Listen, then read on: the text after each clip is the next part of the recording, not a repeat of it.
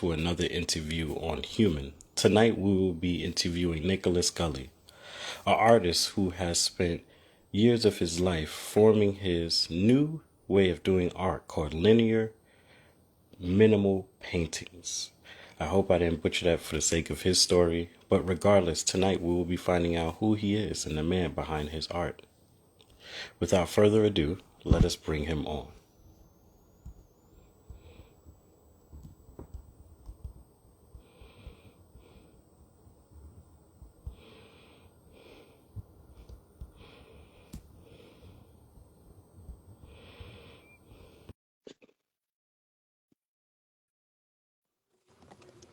There we go. Yes, indeed. Was able to get you on this time. This is great. I am happy to be here. 100%. The practice run went great, but here we are with the real deal. Without further ado, though, I want to say please introduce yourself to the audience for those who don't know you, who would like to get to know you as this interview continues to take place. Hi, everyone. Thank you so much for having me, Troy. My Welcome. name is Nicholas Gully. I am a artist consisting of painting, photography, music, and modeling. Mm, three different mediums. We will dive into that at a later time, but I want to start off with where are you from? So please let us know where you're Yeah, from. so originally I was born out of the south side of Chicago, but I was Okay. raised in Matteson, Illinois. And transitioned to Texas shortly, a little bit after that. Okay. So how was it for one being from Chicago and then going to Illinois? I didn't even please tell us, excuse me, I don't want to butcher what you just said. So you say you went from Chicago to hmm another place in Illinois, am I hmm correct? hmm Yeah, please let us know more about that. So, as a infant through a young child, inner city Chicago, typical upbringing. I didn't really have too much kind of wherewithal because I was a little too young, but I grew up in elementary school and from kindergarten to about, I want to say maybe sixth Oh, grade in Matteson, Illinois, which is a suburb in Chicago. okay, okay. What is one thing that you would say people misunderstand or misperceive about Chicago? Even though I know you wasn't only there for but so long, but I know you probably are able to remember a little bit about that time. But outside of Yeah, remembering a little bit about that time, I also kind of wanted to kind of highlight like people think that Chicago is all about like roughness, violence, and mhm, things of that nature, and I'm pretty sure there's another side that people don't get to see. right. Um, well, in my experience, I haven't seen much of the violence. I was surrounded by a lot of family, and Mm, Chicago's a space where a lot of bloodlines have sourced from, a lot of the original immigrants from, when US first got founded, started from Illinois, I mean, started from New York and Chicago. Those are like the Motowns, those are the cities that kind of started a lot of the cultural stuff. And so mm, beyond the gang violence in the south part of Chicago, we have plenty of walkable cities.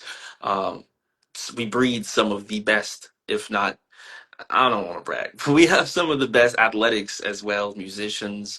It's a city incredibly creative that I think gets obviously overcasted by the dangers of one specific region where, let's be honest, of those, um, most of the cities like that happen due to poverty.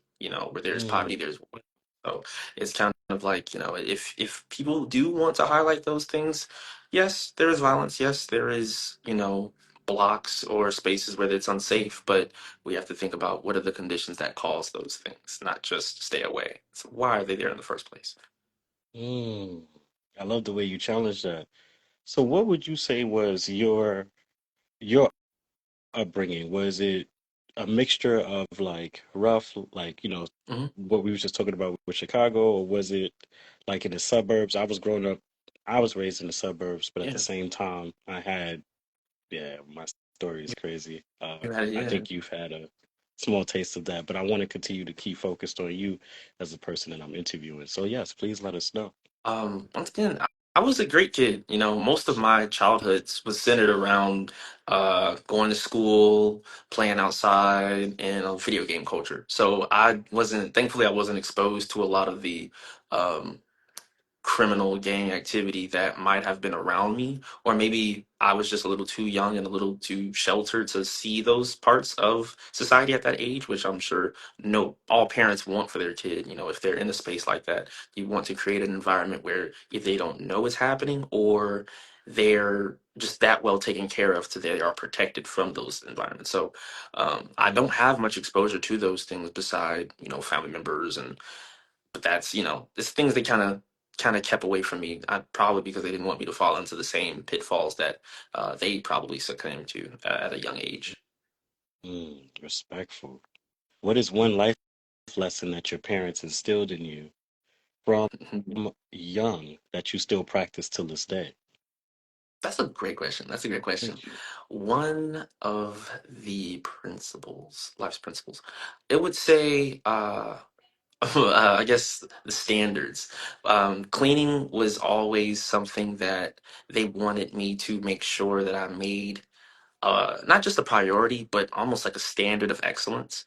And Mm, so they always tried to get me to not just do it just because I was told to do it, but do it because when I guess at some point they weren't going to be around anymore, they were preparing me for when they weren't going to be there, and um, I should have this sort of understanding that these things are just as serious, cleanliness, organization, detailed orientedness. It was from a very, very, very young age, from cleaning a bathtub, it was do it again because that's not the standard. And it's like, okay, fine. And then, after a while, be like, okay, I get why good enough isn't good enough.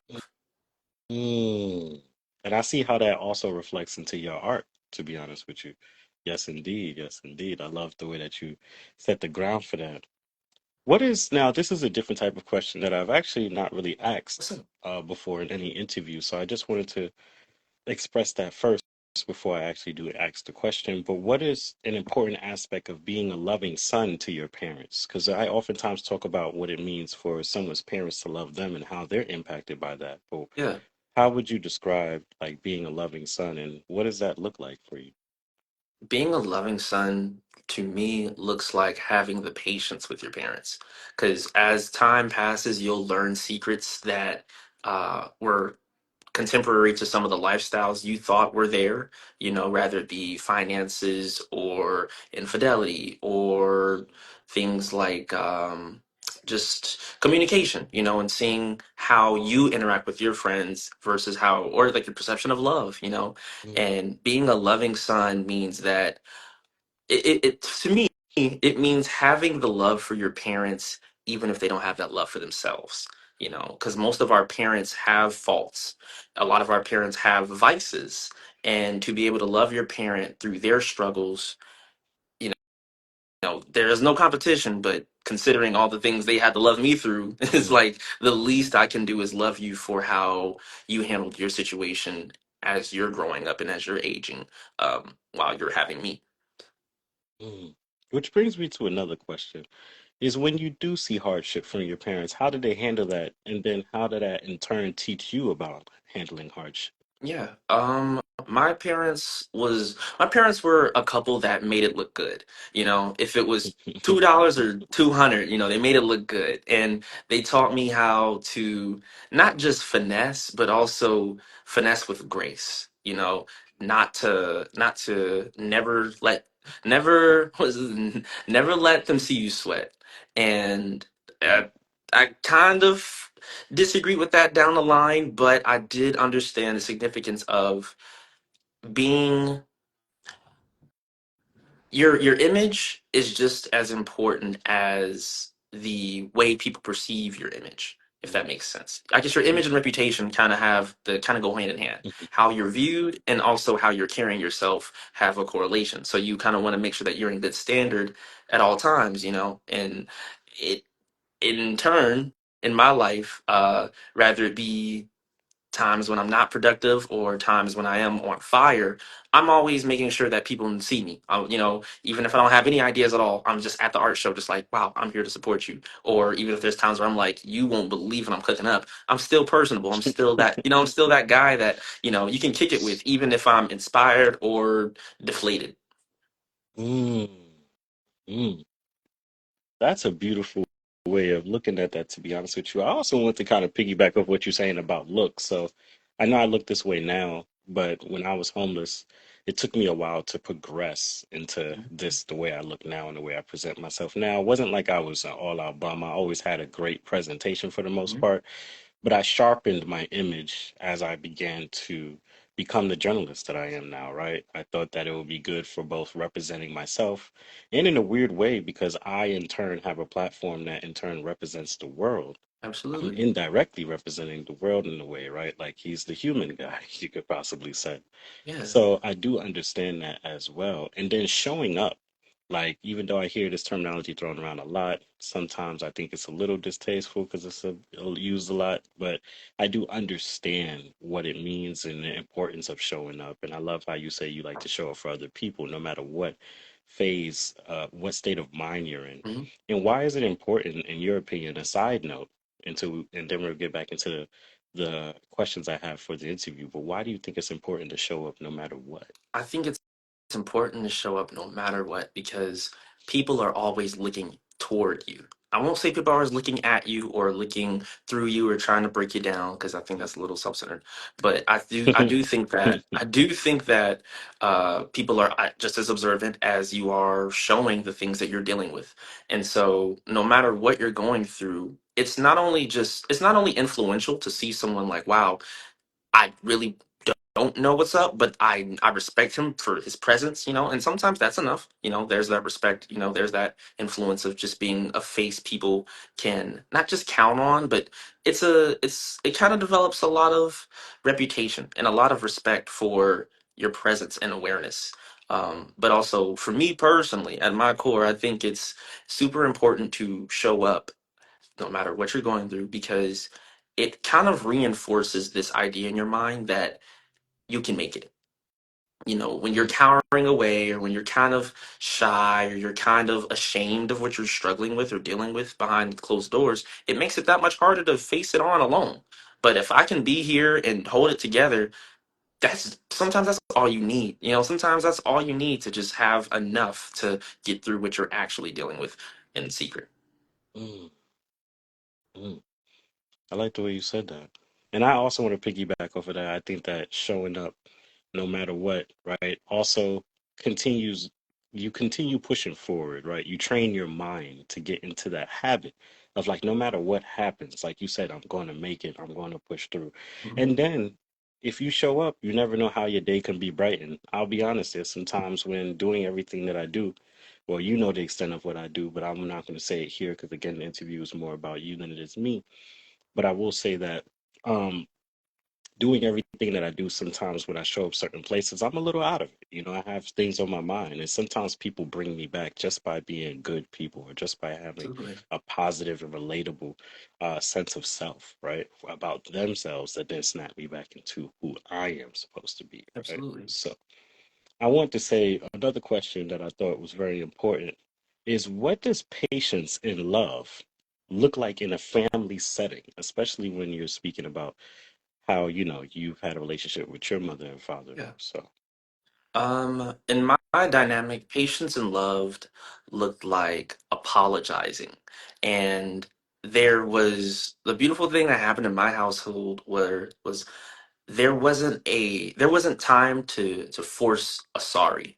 If you weren't sorry about it and you still had beef, go in another room and you had that time to yourself, and you come out and when you're calm and when you're resolved and then you can confess I'm sorry. There was even times where it's like, okay guys, make it up, and it's like, nah, like I'm standing on that, and it's like, okay, well, let's have a conversation.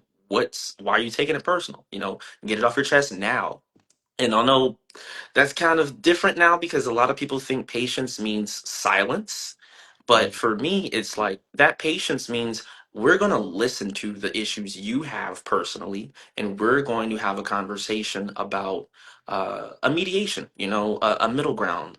What are the two siblings, or what are the parents and the child's relationship, and what are the triggers that were there so that this can never, not never, but to alleviate that situation, or like to never have that situation happen again. And then the patience with that love is when there is time, an hour, maybe three, four, 5 hours. And the next night, it's just like, you know what, I am sorry, I am there. That love is like, I forgive you. That forgiveness, even after time has passed about the issue, even if you're in the wrong, it's just, I forgive myself for what I've done to you, and I forgive you for not holding against me, and I forgive you for accepting my apology, and that I don't know if that's something that's common now, Hmm. but growing up, it was very, very common to take some time even after issues, and a lot of my learning from love have been conflict resolution. There wasn't a lot of like, oh, nothing's wrong, I love everything about it. No, it's usually like, ooh, I don't know how I feel about that. It's like, okay, well, let's talk, and it's like, okay, this is how I feel, and it's like, I did not know that's how you felt. Thank you for communicating. A lot of that. Mm, And in regards to what you're saying, how do you think people can better resolve issues nowadays, even if, not even if, Hmm. like if we put aside silence, what Yeah, is the action that needs to come besides the silence? I think silence is a reflective period of how you're going to communicate what is it that absolutely, you feel, absolutely. right? But then after that, what does effective communication, I guess, look like for you? Effective Right. communication looks like telling people you have a problem with them. And it's so funny. It's funny because it's that simple. Telling, Troy, I have an issue with you, or me and you got to talk about something. Acknowledging that there is a space for conflict resolution instead of creating a space for conflict. And I think that's Mm, kind of like the difference.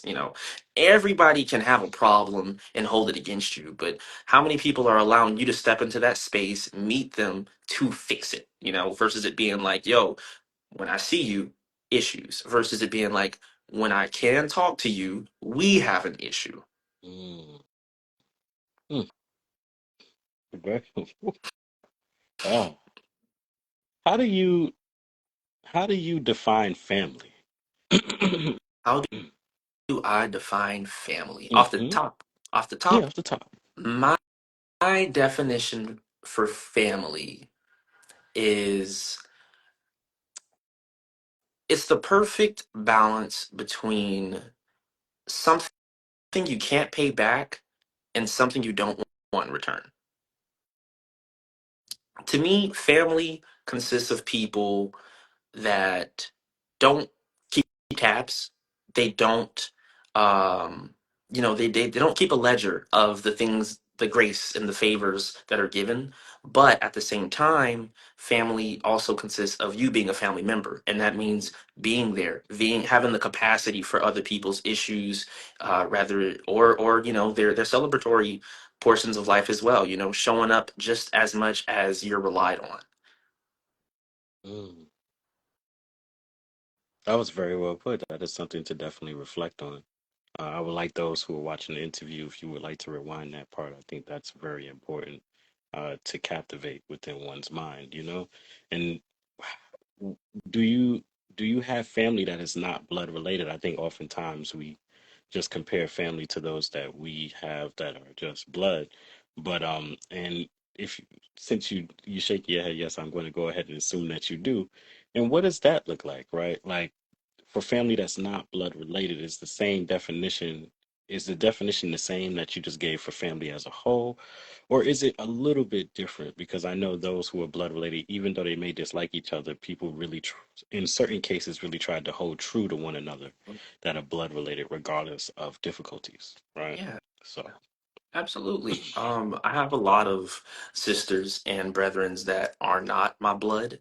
And most of those people, if not all of them, have mothers and fathers present in their lives. And so it was very, very warming to me to have people accept me as a sibling in their home, feed mm, me, house me at times, just kind of uh, just allow me to grow even in my teens. um, as I kind of grew up, I became a little more distant with my family, and we all kind of spread apart.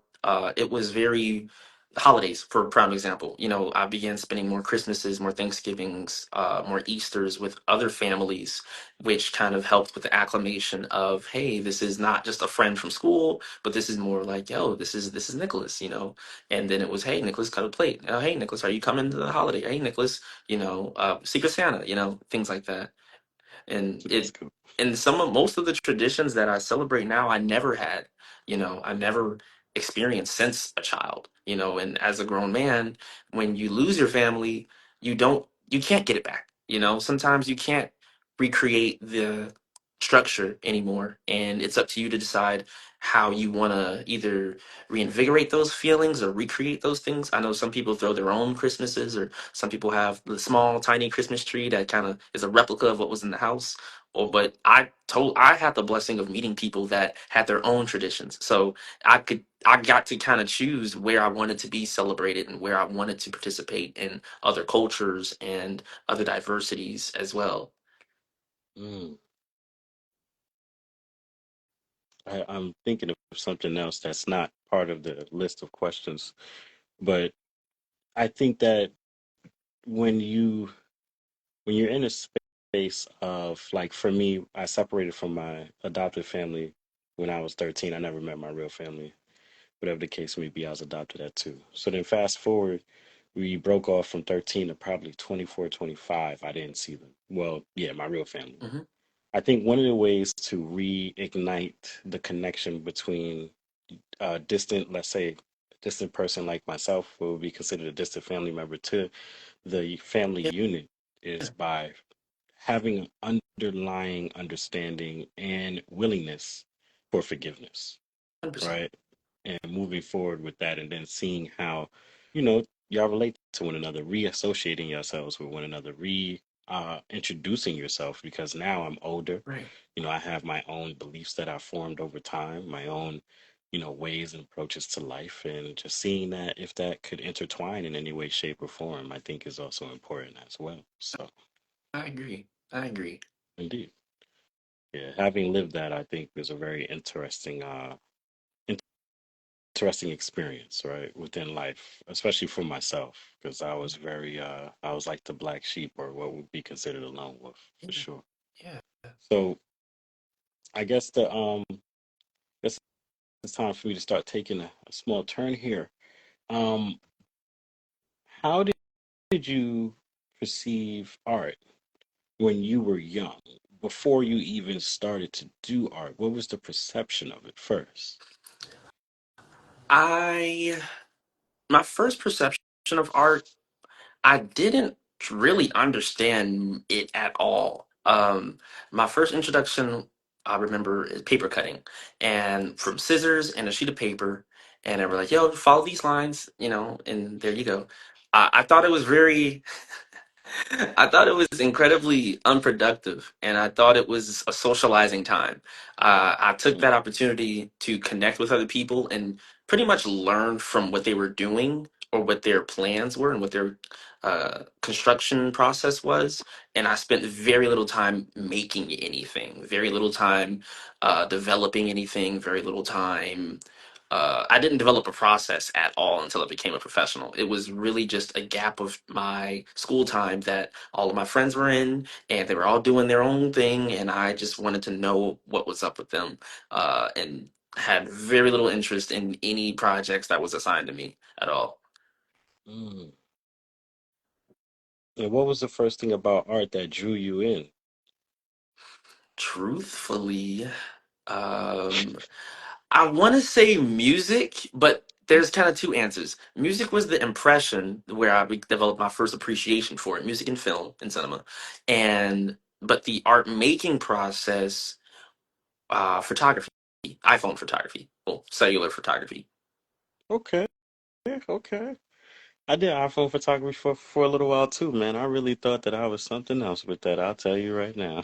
Couldn't tell me I have nothing. some You couldn't old tell me school nothing. photos. Yeah, exactly. Same thing, especially when Instagram first dropped. I was like, wow, the filters, everything like that. It was just so cool, man. It was like, okay, now I could just be a photographer and I don't have to go out and buy a big expensive camera. I just have Absolutely, to have this phone with this cool lens and I can actually get some shots in. I thought absolutely. that was pretty interesting.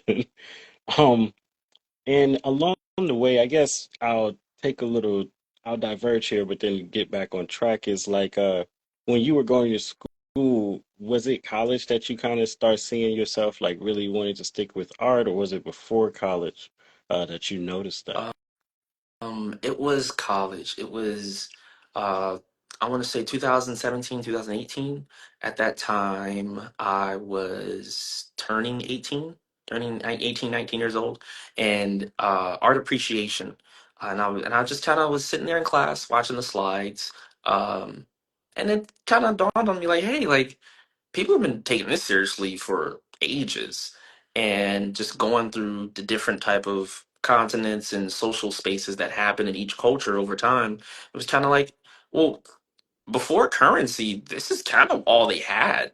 This is almost how they created communities, by Mm, decorative arts and um, signs of hunting and gathering.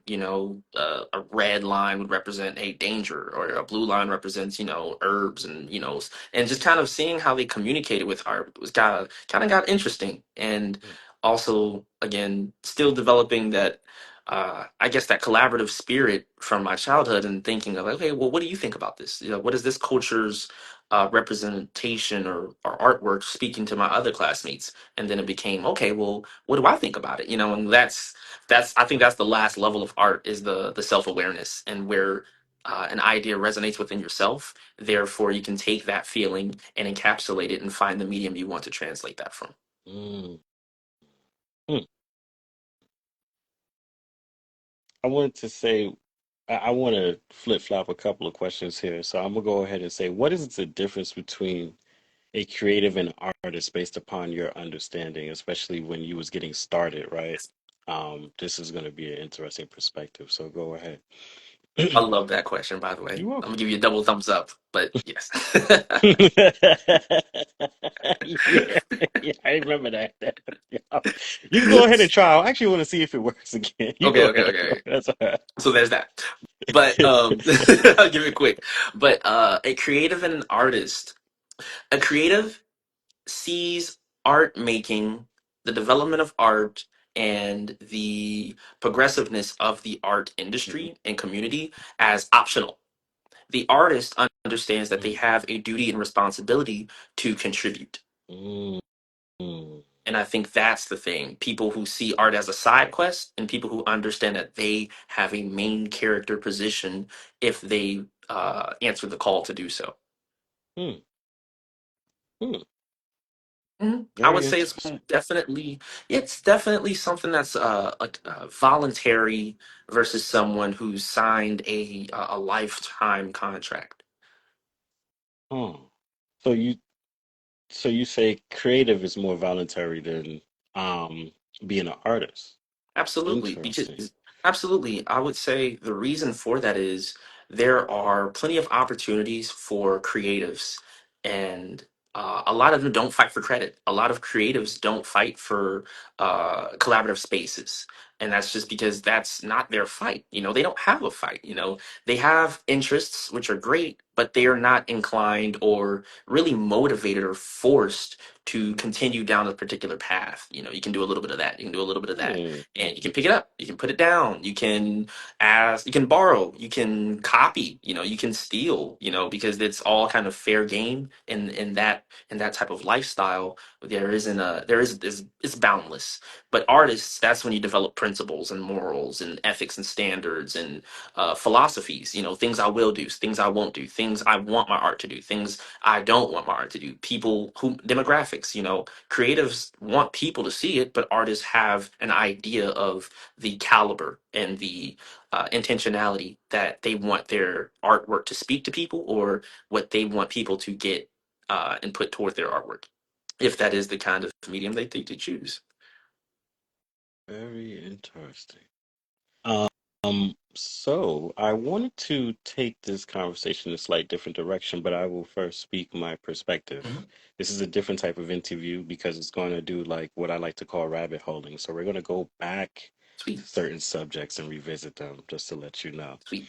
But I love the way you touched on certain things. Regardless of that, in response to what you just said about being a creative, I will not say I disagree. I will say I have a different perspective. Okay.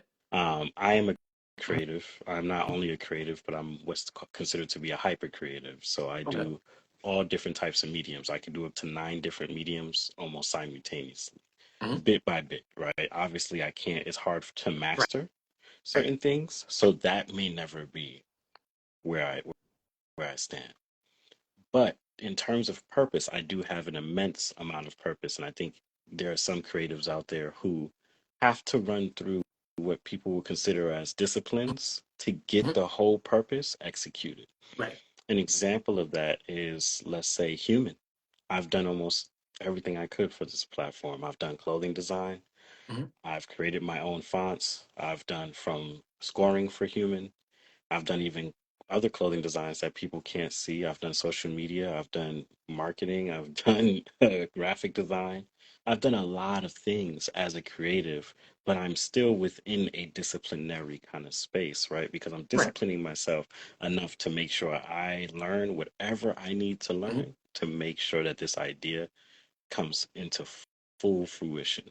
Right. So, again, this is just a perspective, and I'll keep mine more short, winded, but I will say that I think it's a perspective that should be also investigated too, because like myself, I do know a lot of people who are in a creative sector Right. who feel the same way. It's like we all, I think we all have a different approach to how we do our things, and in respect to artists, you are having to form community. You are fighting for a certain space. A creative could live in the ether online, or Hmm. it could be in the physical in front of you. It's a very uh, a very Fluid. slightly Hmm. evasive, but in your face kind of situation with the creative, right? Right. So I just wanted to say that. I agree. But I agree. I agree with you. right, yeah, yeah. Like I said in this interview, I definitely, or not even interviews in life, period. I just wanted to say another thing that I've learned before we continue is I do not talk to be right and wrong on most situations. Of course. I talk to hear your perspective and I talk to also share minds because not it helps me not have to create things in my head while you're talking, which then kind of knocks out what you're saying in a weird way. Like I'm not hearing you all the way at Hmm. that point. I'm so busy formulating my next what I'm going to say next that I'm Absolutely. truly not taking in what you're saying. So I've learned how to harness that skill and not only harness it but exercise it a lot to the point where I haven't perfected it, but I'm close. So, Absolutely. but to continue, um, I wanted to ask the next question, which was, what was one of the most impactful influences you came across when you were younger, as somebody who was getting into the art scene? What influences did you really cherish and like? Mm. Oddly enough, a lot of my influences were my classmates and instructors. I didn't have any Okay. like artists that I was a fan of until kind of later in my Hmm. career, just because I wasn't exposed to my favorite mediums then.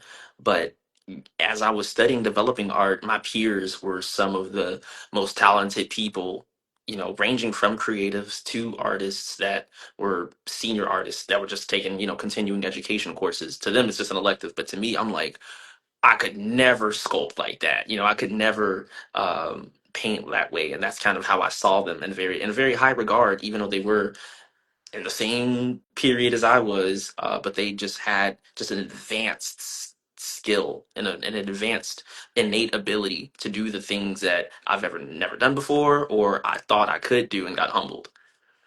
But Hmm. also my professors as well, and their patience with a student like me, that was probably the most influential thing I could have ever experienced or noticed or paid attention to, is seeing how a 16-week course can turn into such a character building experience from somebody who's struggling.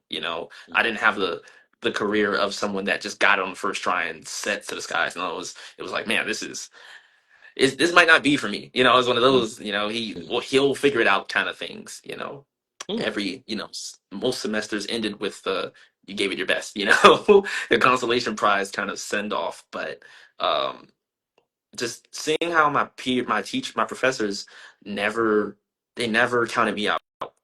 they just knew down the line I would just, if I cared enough, I'd figure it out. Respect, respect, and that's what has us here today. It seems like you have Exactly. figured it out, man, for what works for you, 100%. right? I wanted to also, I have another thing that I wanted to segue into. So just to let you know, I read the bio, but then I also took some look at, social media things that you have posted. Yeah. I formulated some questions from there as well. Ooh, And so I wanted to know, in terms of inspiration, what does it mean to have the same conversation as Jimi Hendrix, uh, yep.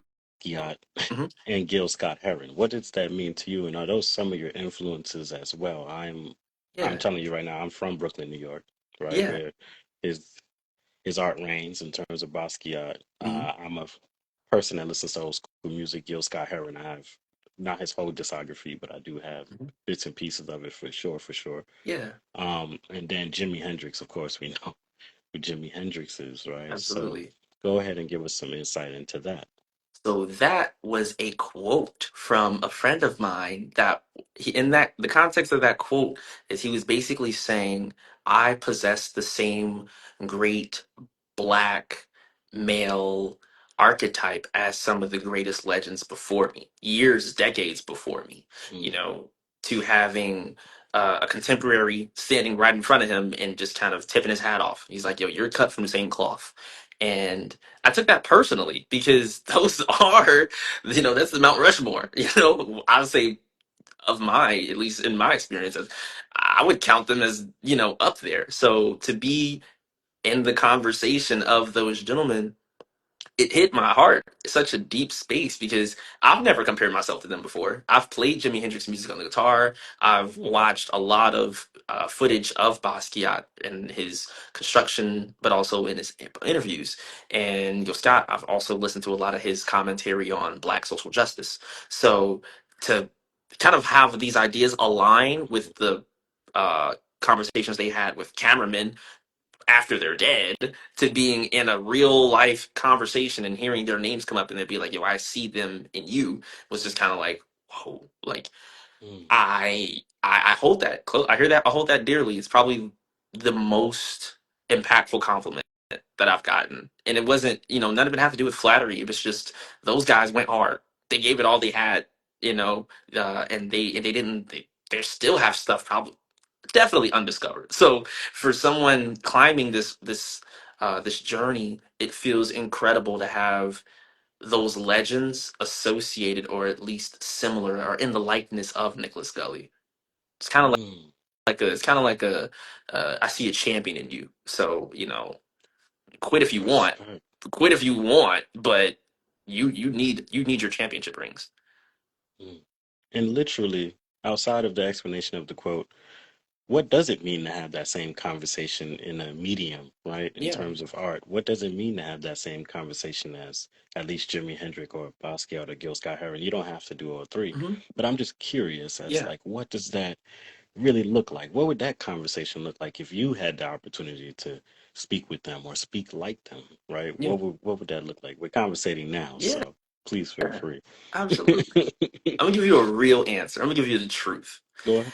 In my life, there has been, and in their professional careers, which they were either open about or maybe not open about, the combination of drug usage along with creativity creates a very tragic relationship where there's a codependency on the drug to sustain that creative space and sustain that creative mental, but also having the ability to take that high or take that experience and translate that trip or um, that euphoria into something artistic. But Mm, and that's just kind of like the intro to that answer. In a construction part, to be in the same conversation as someone like Jimi Hendrix, he had his haters. But he also had his own style. Being a left-handed musician, it was a left-handed guitarist. It's very abnormal. He was succeeding in a world that wasn't made for him. Literally, they didn't make guitars for him. So to mm, have a space where you're restringing your instrument to fit your, not just your comfort, but your discipline and your native discipline. It wasn't like he went to school or, he got his music degree. No, he literally learned how to play his instrument his way and was respected for that. Basquiat in painting, a lot of the people, and this is another core of mine, minimalism, as that's kind of my preferred style. People don't immediately see the impact and significance of line based art or art with primary colors or only consisting of primary colors. They think it's elementary, they think it's childlike, they think it's easy to do. And we're still talking about him now. So how easy was it to do when you're living in a space where there's people with graphic design experience, mural capabilities, academic, S tier Ivy League education, and being a black man that doesn't necessarily have all the resources or respect as your peers, but your lineage is forever, you know?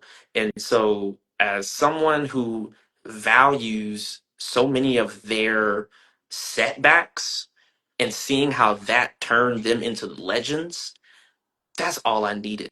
And in that conversation, that's kind of where it struck me. No matter how many things I didn't have or I lacked or I wasn't expected to be able to do or was redlined, it's not an excuse to allow those um, impressions or obstacles stop me from being a name you remember 20 years after I'm gone. Mm, mm, mm. I love the way you just really drew that all together. That was very well put and very well said. I wanted to take a slight turn again and say, what in terms of mediums, Mhm. right? What was the first medium that you got introduced to, and how did that really like impact you? And also, how did that get into other, Yeah. you know what I'm saying, mediums that you got Mhm. into eventually? My very first medium that I practiced was the cellular photography, iPhone photography. It started off with me photographing friends at sunsets, glass, anything with a dimension, a lot of dimension and a lot of saturation. And it wasn't until college where I kind of explored uh, my drawings and my sketching ability, and I put it down and picked it up often just because I didn't really have the confidence and I didn't really have much motivation or support with the simple style. And so it started off with iPhone photography, transitioned into my sketchings, and then very, very late is when I kind of got in my bag and started trying out stuff that I I would not say I would be interested in when I first started. Mm. That's funny because that goes along with the story that I have. I started doing events back in the day. That's how I first, that was like the boom. I was already a rapper. And then I Mhm. was like, okay, let me get into doing events. And I got into doing events. And if you would have asked me during that time period if I would have been a journalist years later, I would have told you no, you're Right, insane. Of course not. And so here we are, right? But right. there's a difference between ideas that you think of and ideas that come to you. A hundred So I just wanted percent. to throw that out there. I said it a couple of times in magazines, and I believe I said it on TV as well, but I'll say it here as well. That's But real. That's the word. thank you. I appreciate That's real. that. That's real. Thank That's you. real. I wanted to, when it came to art, right? Mhm. What was it like to experience your first art show, right? I have a whole arrangement of questions here. We're going to get pretty deep, so I just want to let you know that. Awesome. But how was it for you to throw your first art show? What was that like? My first solo exhibition or my first group exhibition? You could explain the experience of both. Okay. That's fine. My first group show happened in July 2022. I began my career at Art Space 111. It's a gallery in Fort Worth. And I was told to apply, encouraged by a gallerist. And they were like, hey, I see the photos you've taken. I kind of gave them a little browser on my phone, kind of like my little photo albums that I've collected after I taught myself film photography. And they were like, hey, submit this in the show coming up. And at the time, I didn't have any money. And I was just like, look, I'll scrabble up everything I can to get it in the frame and, submit it. And it's funny enough, when I got there on the opening night, they put my piece right by the restroom. And so although it wasn't like the most flattering space to have my first piece, it was also like quite the essential piece, quite the essential spot to place an artwork that was the dimension that it was and the subject that it was. And so it was kind of one of those like it created a crowd around a space everyone needed access to versus it being somewhere in the open and people might have to look over the shoulder of someone else to see or anything like that. It was just really kind of comforting and comfortable to know that if you have to use the restroom, you got to see my piece. There's that. It kind of worked out. Kind of worked out. In regards to my solo exhibition, Mhm. I composed a lot of the works in October of 2023, and that was a very lonely period. Uh, That was mm, Thanksgiving. I don't know if I already said that. A lonely holiday spent in a space that I really didn't feel good in, but I felt the need to get it out, because I don't really believe in sitting in bad emotions for too long. There's got to be an outlet for that. respect. And so I remember I painted over 20 pieces. The show consisted of 10. So I narrowed that down and I exhibited at the Creative Arts Center in Dallas. And the show was up for about a month, about 3 weeks or so, because I ran into some issues leading up to it. But my takeaway from that experience would be that again, the show must go on. So all the things that have been delayed or all the things that should have been handled ahead of time, there's nothing you can do about it now. So the time left is the time you got. So you either shine or you whine. And I didn't let that phase me. I appreciated the reception. I appreciated the love and support, and it ended up being a space that I sold 2 pieces in the opening night, and then over the course of the show, I think I've sold about 60% of it. Wow. So yeah, anticipated another sale, so that could be 70%. But the numbers on today are at 60% from a 10-piece series has me feeling ecstatic. And the show being titled "I Taught Self," it was the most impactful moment of my artist career currently. Top three. Mm. Top three. So when we talk about you taught self, what inspired you to be self-taught, and what inspired you to name it I taught self? And can you give us a little insight as to, because you went to Mhm. school, but what did you choose to teach yourself Right. within that moment, right? So And I that's taught, yeah, I taught self was an exhibition about acrylic paint and ink, and mm, how their correlation between permanence of the black paint, such as the permanence of choices that we make, rather it be artistically or lifestyle. There's cause and effects, and there's mm, lifelong effects to the things that you begin or try to do, the things you can't take back, the dot that can't get undotted, the line that can't be unmarked, and the inking that can't be unblotched. And so, mm, uh, using the simplest of materials in that show just kind of taught me. So the show did two things. I taught myself to make the show, but then I also taught myself how to appreciate the work after I made it. And I'm kind of a long answer, but you can I'll try to take your time. sneak it through. So upon the construction of I Taught Self, I could have crashed out over the things that I was dealing with emotionally. I could have Mm, put down the art and taken a hiatus, but I taught myself how to use my emotions.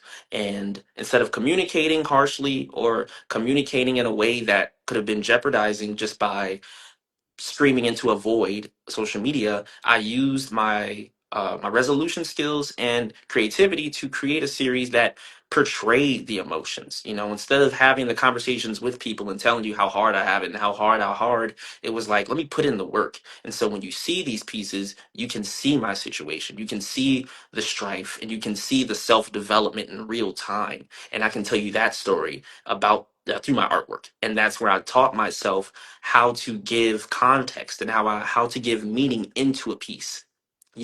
A lot of the best paintings are made through circumstances. It's not just an idea that comes to you, and sometimes it's not an idea that you necessarily plan, like you said, like you plan to do. And sometimes it's a matter of alternatives. I could lose it all, or I could give something to these works that mean way more than they could have if I just would have thought about something out the blue. And although I did go to school and graduated, shout out to my graduates. um, I earned my Associate of Arts, and funnily enough, I have more Fs than passing grades on my transcript. And so there are more classes and courses that I was instructed throughout and failed than the courses that I needed to graduate.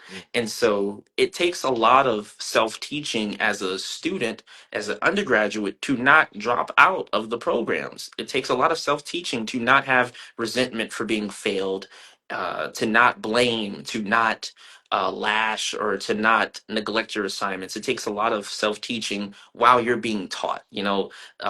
The Mm, interesting part about education is it requires the homework is just as important as the test day, and the homework is the self teaching. You don't have the instructor giving you notes. You don't have a classmate you can phone. This is work you need to do based upon the things you've done in class, but you're still teaching yourself the right answers because that's why they go show your work, and you should see your problems in your problem solving. And so it's like this kind of stepping with the right foot to see where the left foot's going to lead. Even though that's the strong one, that's first, you still have to follow it up with it just as a strong impact. Otherwise, you're stuttering and you're stepping. You're not making the strides you need to. And the professors gave me the best critiques, and my classmates gave me the best critiques. But again, if you're only being told things and not following them, you're not being taught anything. You're just reciting information. And so to be able to hear what they had to say to me and take that personally and apply it toward the next project, it was teaching me, I was teaching myself how to handle harsh critique, how to be told you suck, how to be told you're not doing enough, how to be told this is why you're failing. And as easy as it is for someone to say, oh, well, that's not necessarily self teaching, well, you kind of have to think, who is around you? When you're in college, who's around you to make sure you're passing? No one. So the classes I was signing up for and failing, I was teaching myself I'm wasting money. And my finances are teaching me you don't have all the money in the world. FAFSA isn't going to continue to fund these these lowball efforts that you're applying to disciplines that could change your life if you locked in. And mm, so teaching myself those principles outside of class, off the projects, just gave so much more value when it was time to show up and eventually down the line make a solo show. mm. I love the way you just explained that whole thing about being self-taught. That was beautiful. This is the only response that I have to this. I mean, you said so many profound points. I think one other thing I wanted to say was it's interesting how you spoke about being self-taught and its association with going to college and how you're basically still being self-taught within college because Absolutely. a lot of the you passing and the work that needs to be done is totally left up to you. I mean, me and somebody else just recently spoke about how kids right now are receiving like homework, Mhm. and it's like I don't know how to explain it. They're going to school, the teachers are not actually teaching almost in certain senses. They're like, hey, here's the work, you need to know it on your own. Come back, ask me one or two questions. That's about it because Mhm. I got to have time for other kids too, and Absolutely. let's hope that you pass. So it's a very interesting perspective that you just touched on there. I wanted to say that in a conversation with you over the phone, I remember us having a conversation about the struggles that an artist can Mhm. endure. Having to do more than one just art form, but on top of that, also um, selling your pieces to possibly even having to set up an event on your own. Right. What does this look like for you? What can be considered to be the more, right? Like, let's say I know we spoke and you was like, hey man, I really like just being an artist. I think it's about time that I really just want to focus on that. But you oftentimes find ourselves having to do the more. Absolutely. And how do you feel about the more? The more, as where I'm current, okay, so the more, if you would have asked me this at the start of my career, the more would have been take more time to do it, take more time to construct the ideas, take more time to minimize all the things I say I want to do and organize a focus that I can complete and fulfill. But now I've grown and transitioned to such a successful artist who now the more looks like finding ways of exposure so people understand just how much I actually do. The more is the spotlighting now, the platforming. The more is the getting people to hear the name that I've made and stand on. Um, and kind of in the middle of that, the more for any artist is the process. And I cannot stress that enough. The process. Nothing will work in your career without nailing that solid. It takes a solid process to build anything in architecture, graphic design, create any field, surgeon, archaeology, it doesn't matter. Anthropology, doesn't matter. If your process is out of whack, you won't earn jack. So you have to make sure Mm, the more is if you don't have a process, developing one. If you developed it, fine tuning it. And when you fine tune it, specialize in it. Like there's always extra stages to make sure that your process is elite. Because if there's someone that needs to be taught how to do what you do, how can you instruct them if you're just like, you know, and teaching is probably the highest form of art, to be someone whose education and background and experience can not only breed imagination but foster curiosity, foster critique, foster reciprocity, because students learn from their masters and masters learn from their students. But if you don't have anything to give someone trying to learn from you, there isn't a sponge substance kind of relationship there. It's just someone that's like, oh, you just did it. And you're like, yeah, mhm, okay, like, that's it. But if you have a solid process, you can find their start and kind of draw a relationship to, this is how I started, this is how you could. You can provide alternatives, you can provide options, you can provide challenges for people. Well, when I started, I took 5 days to make it, I give you a week. There's challenges you can set up for people that are trying to learn from those things you've earned and built yourself. But if you don't have a solid process and all they see is the end result, that's very, very hard, not just for your pupils, but your consumer as well. If your process mm, doesn't make sense, why?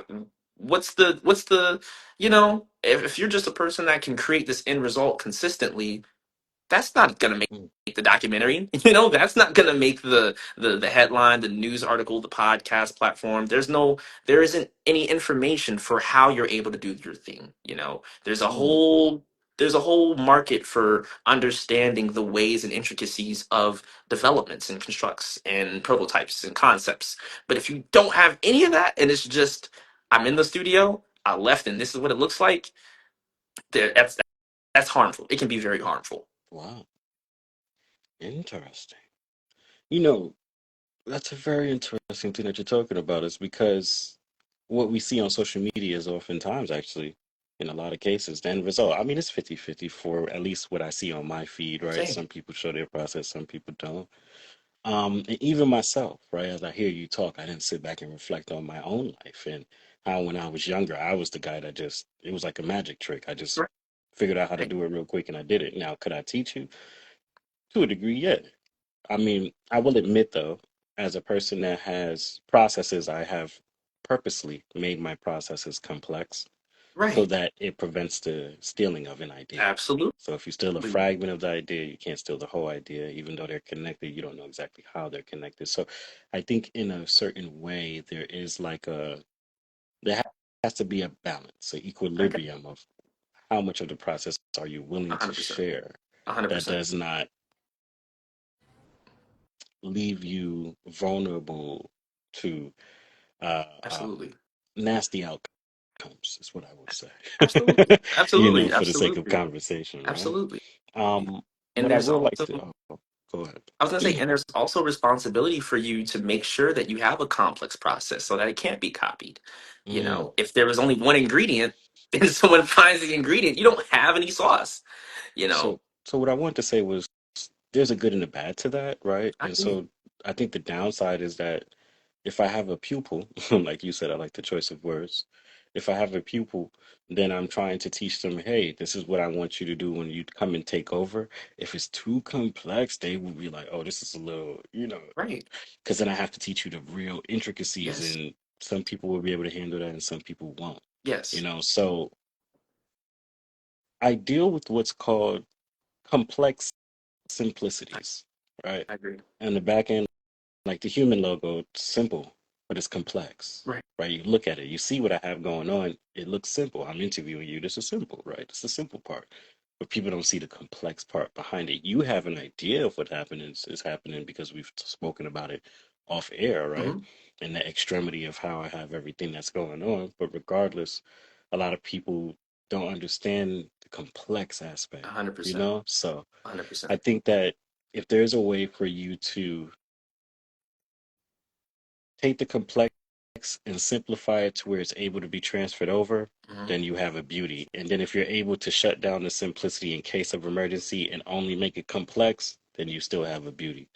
But I agree. that is something in I itself that's agree. kind of mind-boggling, right? I And agree. I will say I'm in that position 100%. I can Yeah, make it simple or I can make it really advanced and start tying everything together. And you're like, oh, this is really complex, but then I can simplify it for you, absolutely. right? Especially for the advanced pupil, where they're like, "Yo, I got the basics. I'm ready for the hard stuff." And you're like, "Well, let's here we go." And that might just be what they need. They might need a very tough algorithm to start thinking at a higher level. If they're simple algebra, that's what they're going to get. But you start introducing new theories and practices, that's going to start developing hunger. Man, I want to know how much more complex this can get.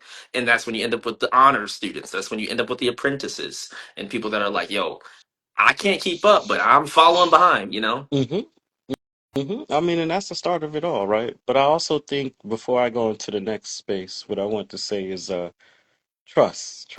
Trust is a big thing, and I think this is going to play a good part in the next conversation, or next Truly. part of the interview and conversation that we're getting ready to undergo. And that is, what is it like collaborating with other people within the art community, right? I think that, what is one pro and one con of collaborating with others, right? You can elaborate as much as you want on this. I have my own set of experiences that I will share a little bit of, but you go Yes. first. Oh man, lovely question. Lovely question.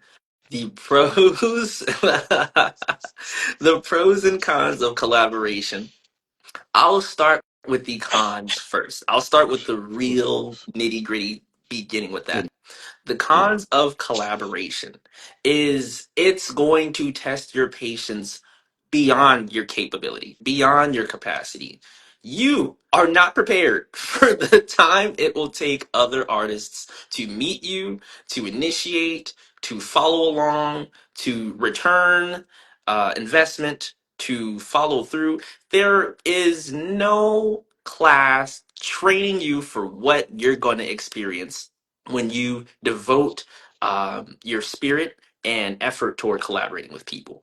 And that's not to forewarn at all. It's just to let you know this is an opportunity that will force you to grow. And that's just what success is. It's accomplishing uncomfortability. Mhm. But another con of collaborating with people is relationships. Mhm. If you are working with a fire you can't control, that's going to be a problem for you down the line. Regardless of if you think you've alleviated it, regardless if you think that you put it out and the embers are still burning softly, but as long as there's no fire, no smoke, it's fine. There will always be something that will spill into your side of the lawn Mhm. when you're dealing with a destructive or a devolving artist or collaborator. Let's just not leave it at the artist, but the partnerships as well. Bad business is a real thing in collaboration, and when you're doing business with some entity or representative of business, that makes your business look like bad business. Mhm. So affiliations are just as important as opportunities, because a bad affiliation causes opportunities, causes the loss of opportunities. Mhm. Um, and that's kind of as significant as I think people should know leading up to the interest of joining arms. You want to make sure that you're finding the best teammates that align with how far you're trying to go. Mhm. Because some people are not willing to risk it all, and you're going to be too deep to match their uninvolvement, and that's going to create a lot of issues with your project.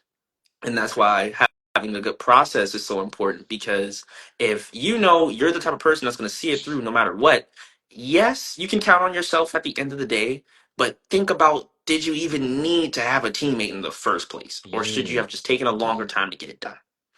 The pros to collaboration is the shared success. That is what we do it for, to win together. We collaborate so that I don't make it alone and you don't make it alone, but we make it Mm-hmm. together. Gather. And the byproducts of collaborative success or shared success is inspiration, education, congregation, socialization, communication, reputation, like all the nations are built on shared success. All the Asians. And it's such such a heartwarming and inspirational point of art that we all deserve to find the teammates that can help us cross that line together, and the people that we can help cross their lines. um Another part of it, but another part of the shared success, or another, I guess, region of greatness that shared success has in the collaborative process is it teaches you a lot. It teaches you so much about where you think how significant you think you really are. And that's a Mm-hmm. shaking moment for a lot of people that say they were ready for a team and they say that they're ready to make it, and when it gets tough, when the going gets tough and things get shaky, it teaches you, oh man, that's the moment where the water gets high, and it's no life jackets there. You need him just as much as he needs you, or they need you and she needs you, and people need each other more than anything. And when the obstacles and circumstances overwhelm the team, that is the best time to find out if you are made to win together. One person doesn't win a championship. We all understand that. But all members are against a clock.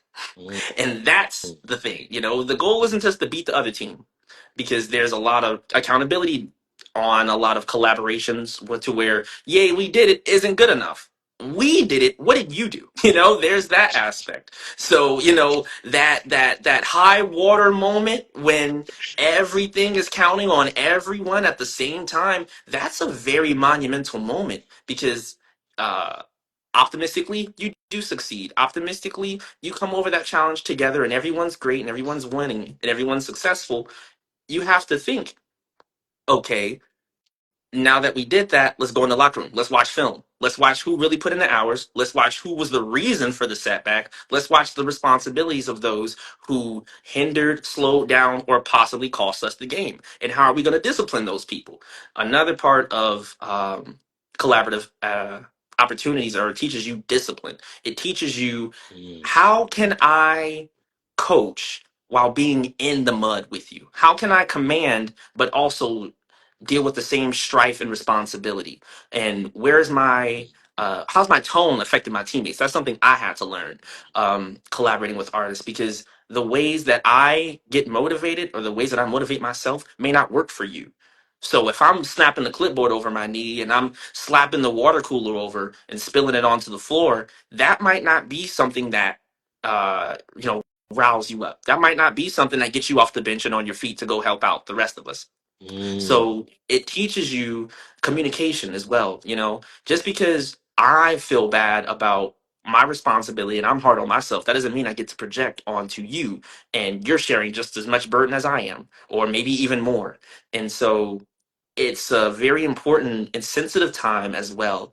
And that's a beautiful thing about it. Art's very, it's beautifully tragic in that way, because there isn't necessarily always going to be a patty cake moment of hoorays. It's inevitable. You're going to have that moment where you want to blame the person next to you. You want to blame the coach. You want to blame your teammates. You want to blame yourself, and you have to you are the sensitivities required to collaborate are endless, because there's always going to be a certain type of person with different triggers than you, different sensitivities, different capabilities, and also different advantages as well. And you also need to know how hard you can rely on people. Some people can be counted on that last shot. Some people you absolutely have to hand them the ball to. And it back to that significance part. And collaboration, you might not be the best on your team. And that's another thing that hurts a lot of artists because they think, well, if I made the team or I came up with the proposal and I got the Avengers together, I should be the last one to save the day. That's not always the case. Sometimes Mm, you're underqualified for the last leg. and and you need someone else to finish it, close out the game, send you guys to the party, to the parade. And interesting. um you have to drop a lot. You have to drop your ego. You have to drop your fantasy of the glory for the team's sake because everyone gets the championship ring, but we all hold the trophy together.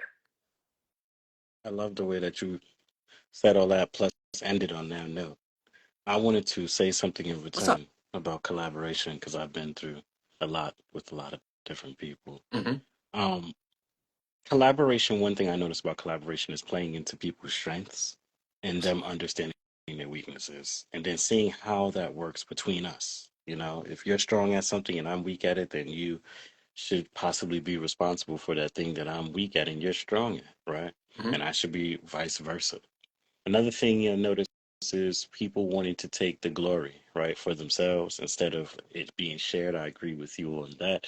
There's a lot of mix up when it comes to that. And I have also have a philosophy too, another one. I'll just make it brief on my end. Um, is people, and I want everybody to hear this, people who are watching this now and people who will be watching this later. People should not run the football if they know that they're not a good running back. And what I mean by that is if you take on a task and you know that you might not be good at it, maybe you should leave that for someone else. Because what I've experienced a lot in my life, I call it the football theory is, we all do the hut hut. And then the ball gets passed, and the man he running the ball, and I'm like, "Yo, brother, I'm right behind you. No worries, man. I'm even trying to defend other people from him." And then he gets clipped really bad out of nowhere. And usually these clips are not good clips. I'm talking about like somebody else tried to sidetrack us and you let them get to us, or Hmm. you let somebody almost technically buy us Hmm. out in a weird way, right? I've seen some interesting clips. And then the football flies out their head, and then I have to grab it. Stop what I'm doing over here, and go and grab the football and run it to the end, right? And I've had to do that so many times in my life. That's how I became a hyper creative. Was I've had people let me down, and the thing that they knew how to do, I had to learn it. And so just for me to get what I need to get done. But it is a crazy mindset to be in. Like right now, I'm trying to learn once again in my life, what is it like to put together a sound team? Right. And I'm taking my time, I'm listening to people, but I want people to know something. Please do not make promises that you cannot keep. Please don't, because every single time you do that, it causes complications in the next person's life. I know somebody, no names mentioned, real quick, that was like, "Hey, I want to be your assistant." I said, "Are you sure?" I particularly asked this, "Are you sure?" I said, "Because I have this and I have this that I'm running, two separate entities who are together but still operate somewhat separately simultaneously. So it's a lot to do. I have a lot that I Hmm. do. If I do bring you on, you will be responsible for A, B, C, and D, not too much, but just enough to where I'm gonna be taking you serious." Hmm. And this person said yes. I never heard from the person after a certain amount of time. But I already knew looking at the person's life that they probably wouldn't be a good fit. But I still want to see where their heart was and how far they were really willing to go before telling Right. themselves the truth. You must be honest with yourself before Hmm. you can be honest with other people. So I tell people out there, if there's one thing that you get out of this part of the conversation in which I'm speaking, please be honest with yourself. There are people who are like myself and Nick who are very serious within the craft. And if you can't do it, then you just can't do it right then and there. But at least we know your heart and we love you for that, True. you know? But regardless, I wanted to continue the interview by asking, in your opinion, why is it important to be part of a community as an artist? You did touch on that earlier, and I thought that we can come back to that Yeah. situation while we're on the subject of community. I feel like artists provide a lot of insight within a community that, similar to creatives, we serve the same purpose in in a community to where we are often the generators of the change. We come up with the concepts of what ifs. We ask the imaginative questions that result in the life altering fates of the success of everyone within the community. What if this look like that? What if, or excuse me, like how come these things aren't in place, or are there ways we can? You know, the artists are responsible for not only opening up the topics that aren't addressed or often looked over, but we're also probably some of the best problem solvers Mm, by just introducing alternatives. And the alternatives aren't necessarily the key, you know, that's not to say we're saving the day, but it's just that open-mindedness you kind of lose when you're dealing with people that are left-brained or logical or very methodic and need algorithms per se.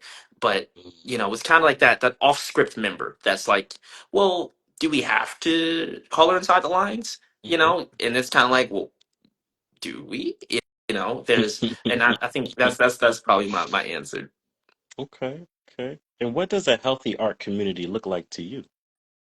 Man, listening to me. No, a healthy, a, The a healthy, collaborator. literally following the person that knows what they're up to. Listening to the quarterback. A successful art community looks like a group or a conglomerate of people Mm, from either diverse or similar backgrounds that don't necessarily have to work on the same projects, but we respect each other for our capabilities and our weaknesses as well. mm, And I I won't say that, working together is the utopia. No, sometimes independent projects are just as significant as a group effort. Someone with like if we had a young artist, 14, 15, and they had an idea for a solo proposal, they should be taken just as seriously as five senior level artists that are doing an overview from a time period we might have not had the age or time to live through. That respect of discipline and age and experience and skill and craft all have to be on the same plane, um, in terms of respect. But of course, there's also congratulations given to those who have decided, oh, I want to become a master at this, so we have to do that. So I would say a healthy art mm, community, in my opinion, in short, it looks like mutual respect, but also space to honor those who have taken the disciplines in their teachings further than the average. mm. Beautiful, beautiful. I love the way you talk about that because I feel sometimes it's the reverse, right? Mhm. It's the reverse. People actually frown upon people who try to take it further due to their own insecurities, actually. 100%. Of oftentimes you raising the bar so much. I've done it and seen it with my own two eyes when I was throwing events in Florida. I'm not going to get deep into the story, but I saw the negative aspect of me actually creating things on an extremely high level, Hmm. and then people being like, well, if he's doing this on this level, then we have to kind of meet that standard, and we're not willing to do that. Not everybody was the same, I will say that, but there were a good chunk of people Hmm. that surprisingly, it actually surprised me because I thought, well, if I'm going up here, what's the issue? You can still Absolutely. be you and do what you do. I'm not coming after you or trying to impact you in a negative way at all. But people have their own perception of things, and oftentimes that perception is linked to insecurities, right? Absolutely. And I wanted to ask you this question, which makes it kind of funny because I felt like where I was at, it wasn't a scene, it wasn't a community, it was a scene. And so I Mm. have often heard communities be related to scenes. And how would you define the difference between the art scene and the art community? Ooh. Okay. So I will say I have two different experiences and based in being an artist based in Fort Worth and being an artist based in Dallas. Mm, And I'm trying to make it, I'll make it make sense. So the art scene in the West, I think scenes are spans of time in which trends earn more notoriety than the skill of the artistry. And a community is a uh, group of people that are respected for their contribution, regardless of how good it is or regardless of how celebrity these artists or some of the best artists may be. They're trying. and they're trying together at the same time. They're contemporaries. So I would say a scene would be more like a chapter that everybody is trying to be on the front cover of, and a community would be a space where there are artists that are able to respect one another because they all share a mutual moral, which is the progression or success of the arts as a whole. Mm. Quite profound. Thank Quite you. Thank profound. Yeah, for sure. That was really good. Wow, that was good. Made me reflect on some things myself. Uh, I, I'll actually rephrase this and restructure these questions and flip them. Is why is it important to pay homage to those who paved the way for artists like yourself, such as what we spoke about earlier, Jimi Hendrix, you. Mhm. Basquiat, different people who we tend to look up to. But I notice within this day and age, there are a lot of young people, especially within music, who have an issue with actually Absolutely. respecting. I think those who came before them for sure. Absolutely. When I was growing up, it was different. I know I look young, but obviously we do differ in age by quite some years. Hmm. But it was different. I paid homage, as someone who used to be a rapper, I paid homage to the old school hip hop and understood how that worked. So, yeah, well, how would you definitely describe that? Why is it important to pay homage to those who come before As someone who saw homage as insignificant early on in my career, I won't you? even cap. I was someone that didn't see, I'm not going to fake it. I didn't see the point of looking through history as an archival guide to what it is I want to do. It was, these are new ideas, these are my ideas. Mm, Why do I need to look back? Why do I need to do the research of people who have been doing other things? And it wasn't until I started taking my own craft seriously where it even became significant. mm, If I'm if I'm if there isn't a path, it doesn't matter the places and spaces people have went before me, mm, because there isn't an intention. But mm, when the moment you decide I want to build and construct, that's when you can learn the most from the ways, and you get more creativity with more information. But I think the reason why we have a lot of young artists that don't pay homage, and maybe this is probably what I was experiencing, but I think it's because they aren't breaking down why they're respected. It's just a name, it's just a brand, it's mm, just a legend and in the crypt to them.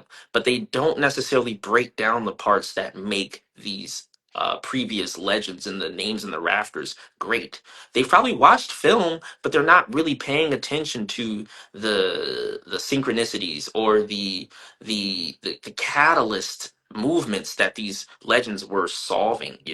It's one thing to watch it's like this. It's like one thing to watch a Tupac video, right, today, and you got the presentation, you have the imagery, you have the lyrics, music's great, but you have to think in that time what was happening in the world. What was happening historically when Jimi Hendrix was on stage, and he's a black man in a tent full of white people. Basquiat, when he's at a gala speaking with his hair all creative and all expressive in a space where there's blonde haired, blue eyed people around him. Gil Scott, where there's a black man speaking about revolution. Like, what's happening in the world at that time. You can say anyone's name and it can ring a bell because their parents might have played them, or there might have been a documentary on around the house and grandma's. But it's that context. What is the significance of their existence? What's the significance of their contributions? mm, what was um what was important at their beginning to where you are starting out, and you're understanding that that's just as monumental as your beginning, instead of it just being like, well, he had his time, he's washed. And it's like, there's, it's beyond that. It's beyond they're dead, why does it matter? It's way beyond that. Mm. Impact, legacy, indeed. Absolutely. More Absolutely. so impact, right? And when you have someone that's incredibly modernized to what's new is the greatest thing ever, it's very hard to get that through their mind to go back and look at concepts, to look at history, to look at and I was guilty, to look at politics. What were the political movements at these times of their greatness? What was their strife? What were their adversaries? Was it systemic? Was it their peers? Were they handicapped by law? Were they handicapped by demographic? What was the state of the country? What was the state of the world? So there's all these reasons for why people that are now, today, or tomorrow, or seasonally, specifically in fashion, there's so many eras that people are bracing for in the future. It's kind of like a blinder. They don't really consider who were the first, who were the greatest and why they were who they were. And even the unsung heroes, the ones that don't necessarily get that glory or get that recognition as the spotlit artists, what were their contributions to their communities or to other communities that loved them for just being bold enough to shine in their own space, you Mm. know? Mm. Mm. Beautifully said, by the way. Amazing. Oh my God. I still give people props to this day, you know? And I will admit, in certain spaces, I have a problem because I'm in so many different spaces and, like I said, so many different creative forms that sometimes it's hard for me to be like, okay, I have to give this person like homage because I'm too busy trying to create, Right. I guess, my own Same. legacy simultaneously. And because my legacy is, or what I'm creating is hyper fused with a lot of different things, it's kind of hard. Especially, I'll say it like this: like people be like, "Hey, you should look at the way you Hmm. should study people within your field." And I'm like, "Well, what field is that?" I'm in almost a whole different field. I'm in journalism. But on Absolutely. top of me being in journalism, I'm an innovator. I don't know too many of those. So they say there's nothing new underneath the sun. And to a degree, this is true, but I do believe that there's a way to interfuse the things that don't seemingly there's a way to interfuse things that already pre-exist in such a way that it can cause something new to come about, right? Absolutely. And that's what I'm on the verge of doing right now, for Absolutely. sure. I know because trust me, the only thing that's similar to what I own, I've already looked into, and it's close, but we're not exactly the same. I'm so So, glad you mentioned that. That is so true. so it's a difficult thing sometimes to pay homage to in a field where there's almost nothing to give homage to, but there's Absolutely. things that are similar to that field to give homage to. So Absolutely. I think that's a very interesting thing. Like I love music. Hmm. Oh, trust me, I listen to oldies, old school hip hop. So I always pay Right. homage, to that, right? Regardless, though, I would like to continue and ask. I know we all go through hardship. I wanted to preemptively start off this part of the conversation with something because I can tell this is going to be pretty deep. I know I've struggled with a lot of things, especially as somebody who was homeless for 15 years plus Hmm. in his life, um, off and on, and depression, things I've been through. So at times we could get uninspired, but why is it important to stay inspired as an artist, and what does staying inspired look like, especially when times are difficult? Right. It's important to stay inspired because you have I I'm gonna keep it real. It's important to stay inspired as an artist because you can't afford your current situation to be the end, especially Mm, if you live to see tomorrow. It doesn't make sense.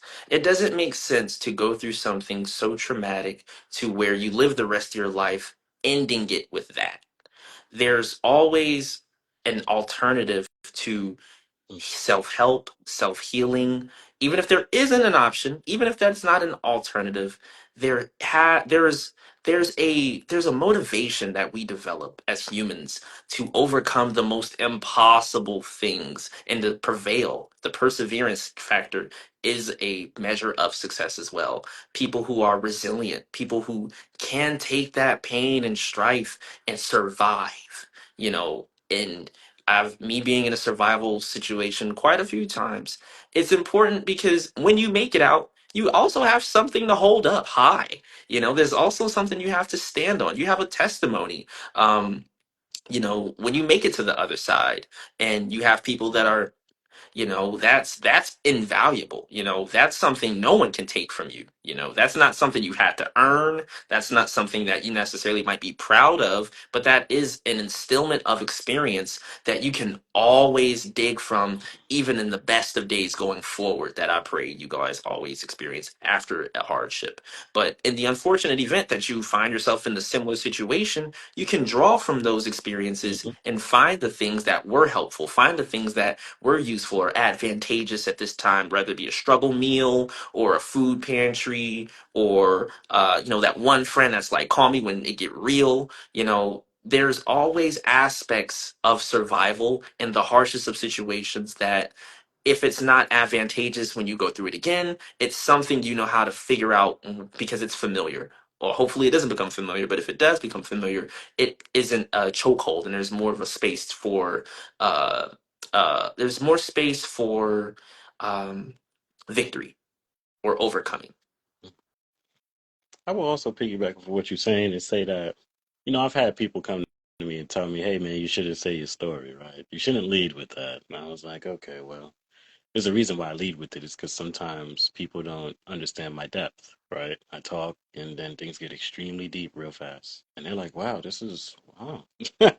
And I let them know, like, I was homeless for an extremely long time. And how do you think I survived? How do you think I rose up out of that? I had to use my brain a lot. Mhm, And I've learned so much about human psychology, how people work, and things of that nature that has led me to where I'm at now, here with you, mhm, asking questions, right? mhm, So I say all of this to say that I think when you get out of those situations, God forbid you shall return, you use that as a catalyst to teach people, right? Not only teach people, but inspire people, which is what we're on right now, is the topic of inspiration, right?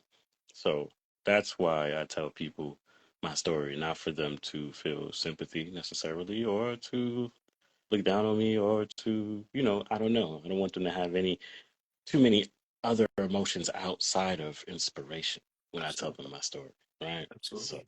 because if I could do it, another person can do it. And I was homeless in up to 16 states by myself. I'm from New York, right? So that's a tough place to navigate at times. And Absolutely.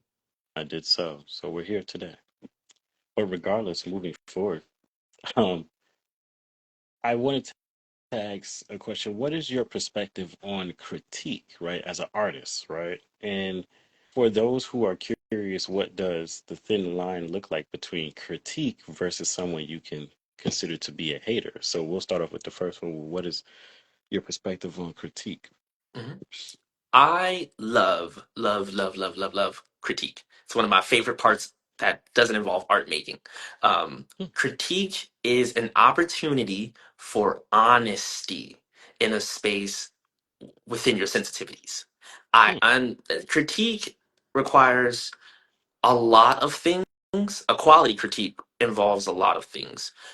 It has to come from a trustworthy person. Otherwise, you're not going to take it for the sentiment, and you're going to take it for the you're going to take it as first impression. It also consists of, like you said, trust. If you don't trust their expertise, it doesn't really matter as much as it could have been with someone with experience or with someone of a higher reputation or regard for what it is that they do in their own field. If a nobody is telling you a critique, it's not going to hit the same. Let's be real. It's not going to hit the same as a professional. It's just what it is. And critique also allows you to learn about yourself and not argue with the facts that you have to face at that time. hmm, If someone's giving you a critique and you disagree, you don't get a choice to combat. because that's not a critique anymore. It becomes a debate. And with the critique, you're forced to receive the advisement that you asked for. And that's the thing. The best part is critique is 100% voluntary. You know, if you are asking to be judged and be reviewed, then that it means that you're opening up the conversation for anything constructive to come out of their mouth or their Mm. mind. And you have to be able to have the capacity for that. That's Mm. the first part. And what was the second part? The second part was what, out of curiosity, and for those who are curious, including myself, Mhm. what does the thin line look like between a critic versus a hater? A What would be critic versus. considered versus a hater? I've seen it. I've seen a person critique me, Uh-huh. and they lowly have told me out of their own mouth that they were actually hating on me, so they decided to critique me so hard that, it could have caused me to be depressed. This was back in the day when I was producing music, but Mhm. yeah. So a hater is never going to tell you something they would want to be told.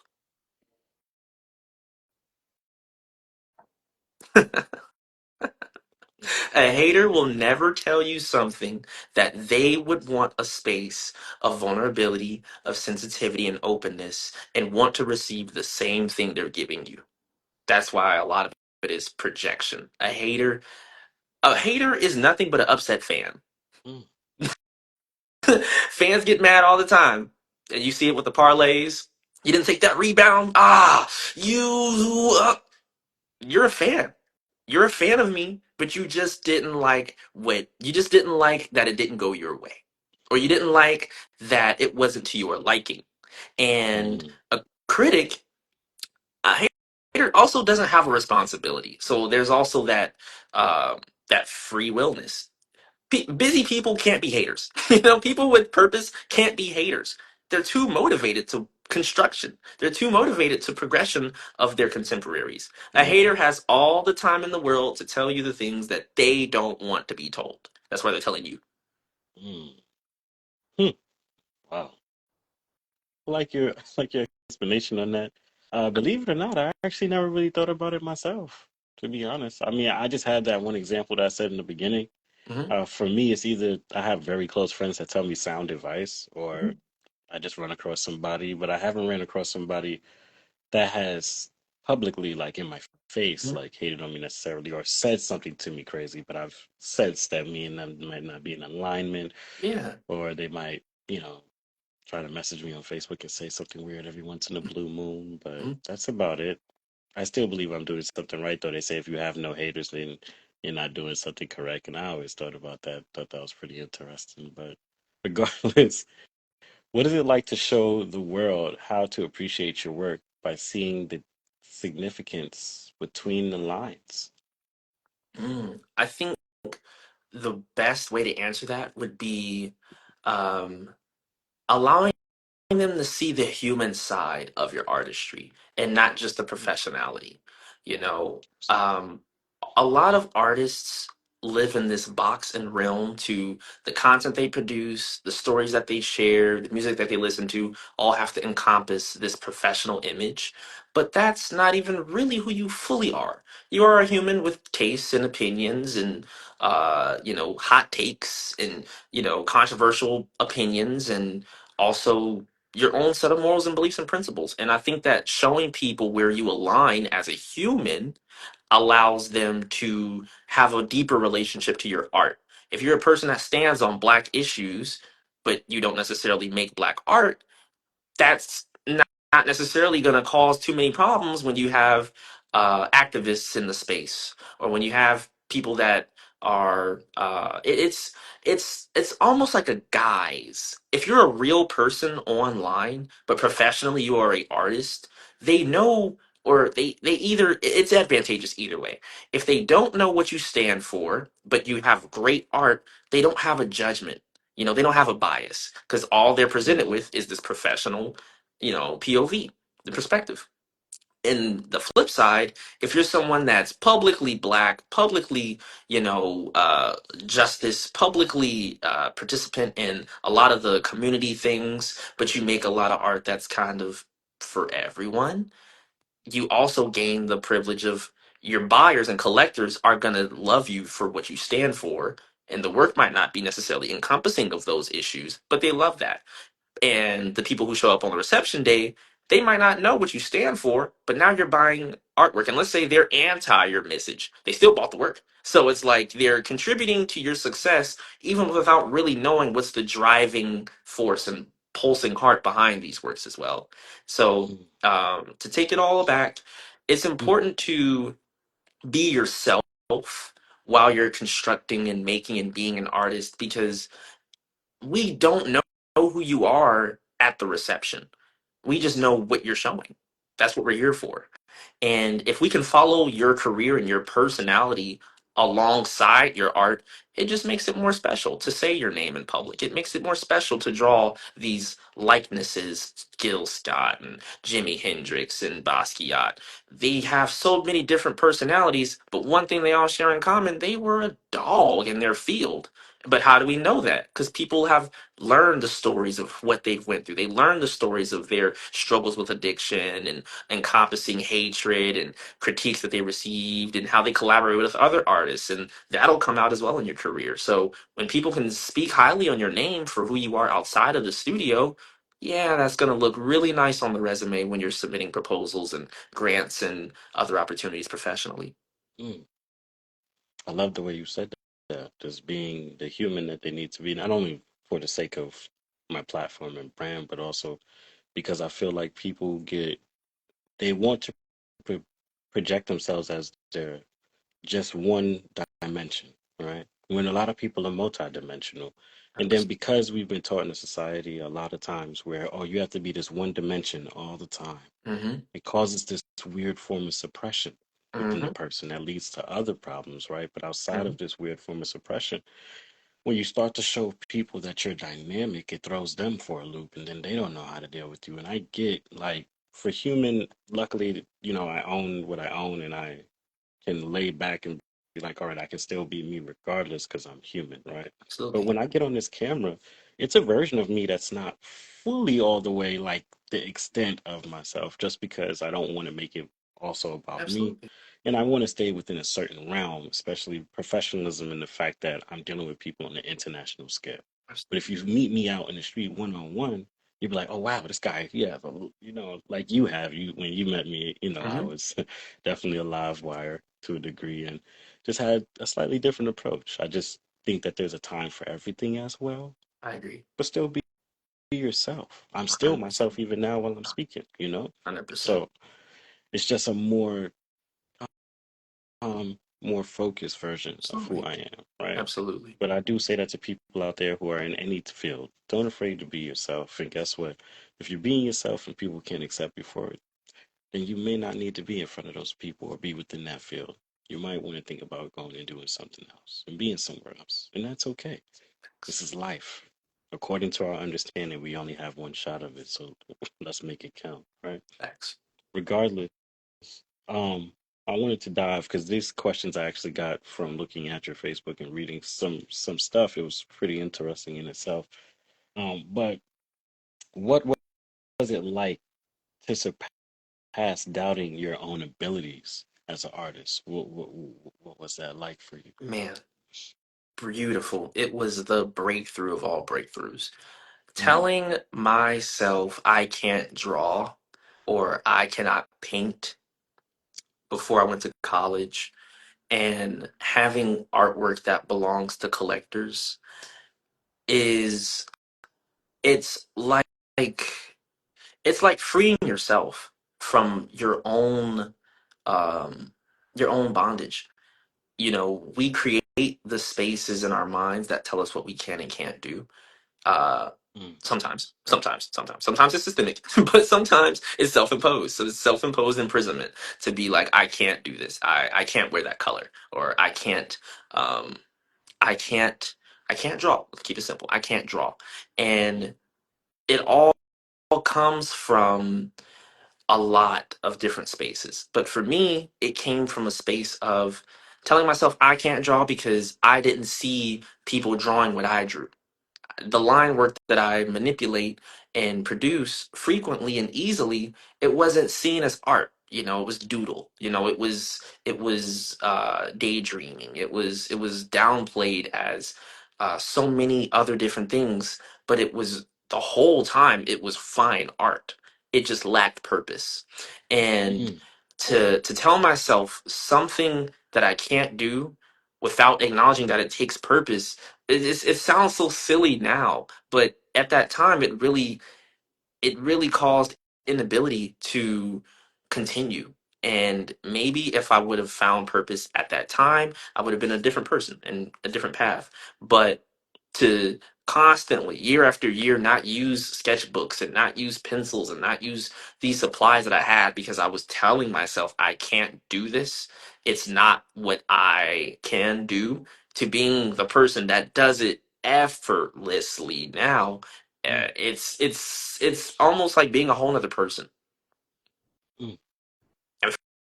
In fact, it You, is. In fact, it actually is being a different person. Someone that tells themselves what they're incapable of, and then being successful for the things you do. mm, mm. You remind me of like the version of like myself that I've stepped into this year. I would say version because I believe we're still the same person, just a different version of that person for a different Absolutely, time frame, in my opinion. Right. I agree. I agree. Um, but just this year, I just told myself whatever I say I'm gonna do it.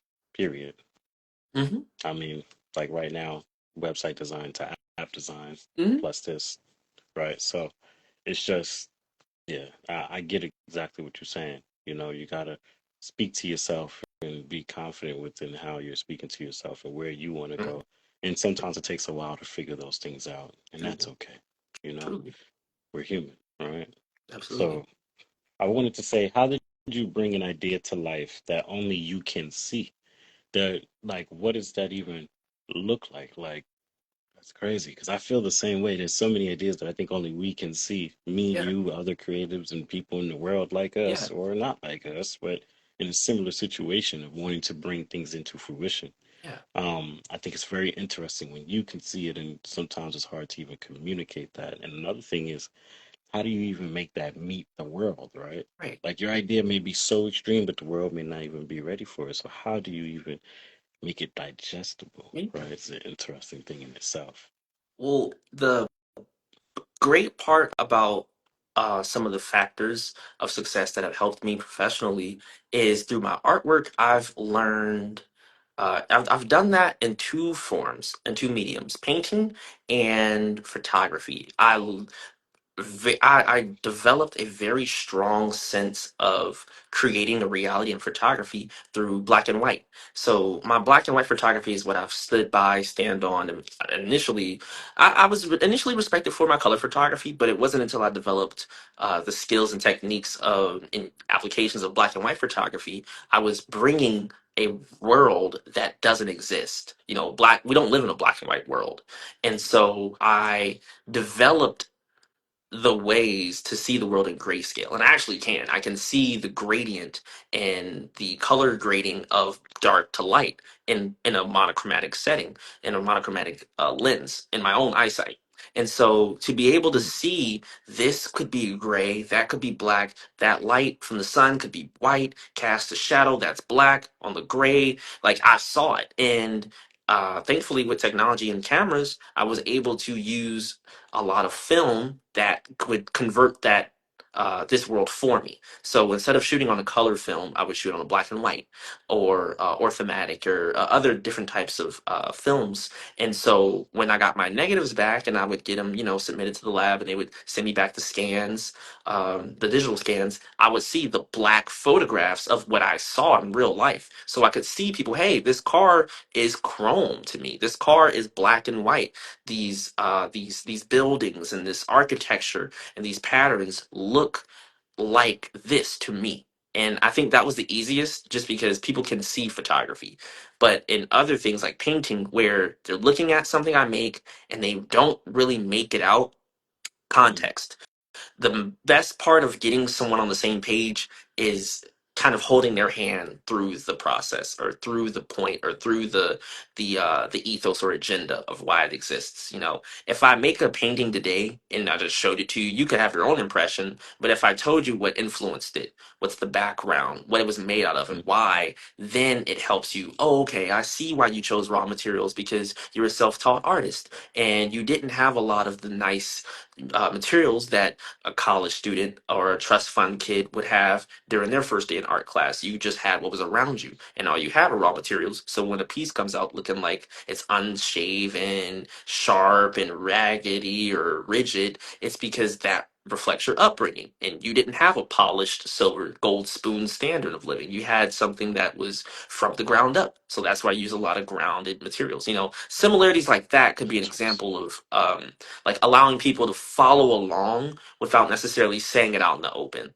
But that's what artist statements are for as well. A strong artist statement is also a key factor in how people can understand the world you're trying to build, especially in an exhibition.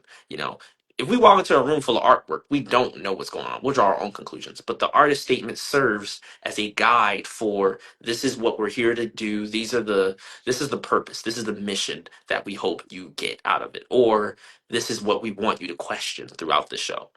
So Mm, there's a couple of ways. You have medium, and you also have context, and then you also have the introductory statement. mm. Wow.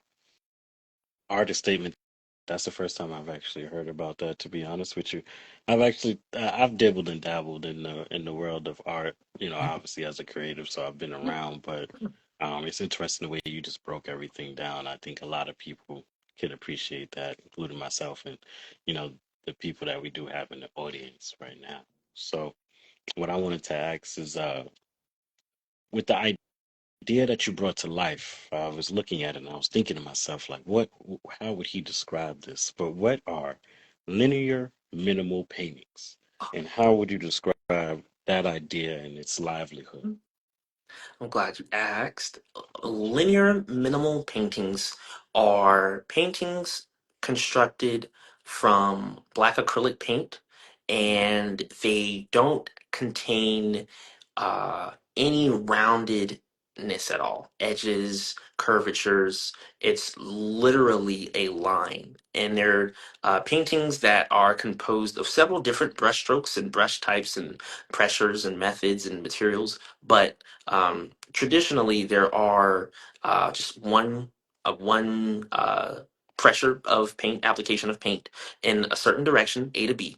And the way an image can be composed is just layering the lines on top of each other or spacing them out or, you know, overlapping. But same thing as laying them on top of each other. But yeah, so just zero curvature, uh, zero geometry really involved. There's not a method. It's necessarily it's a lot of it's the use of negative space as well, and that's where the minimal comes in. There's very few spaces where there isn't paint, or where there is paint. So there's basically a blank canvas, and there might be 10 lines on it, and in that painting, that's when we start with the world building and what this painting embodies, and that's kind of the simple the simplest way I can break that down without showing and telling.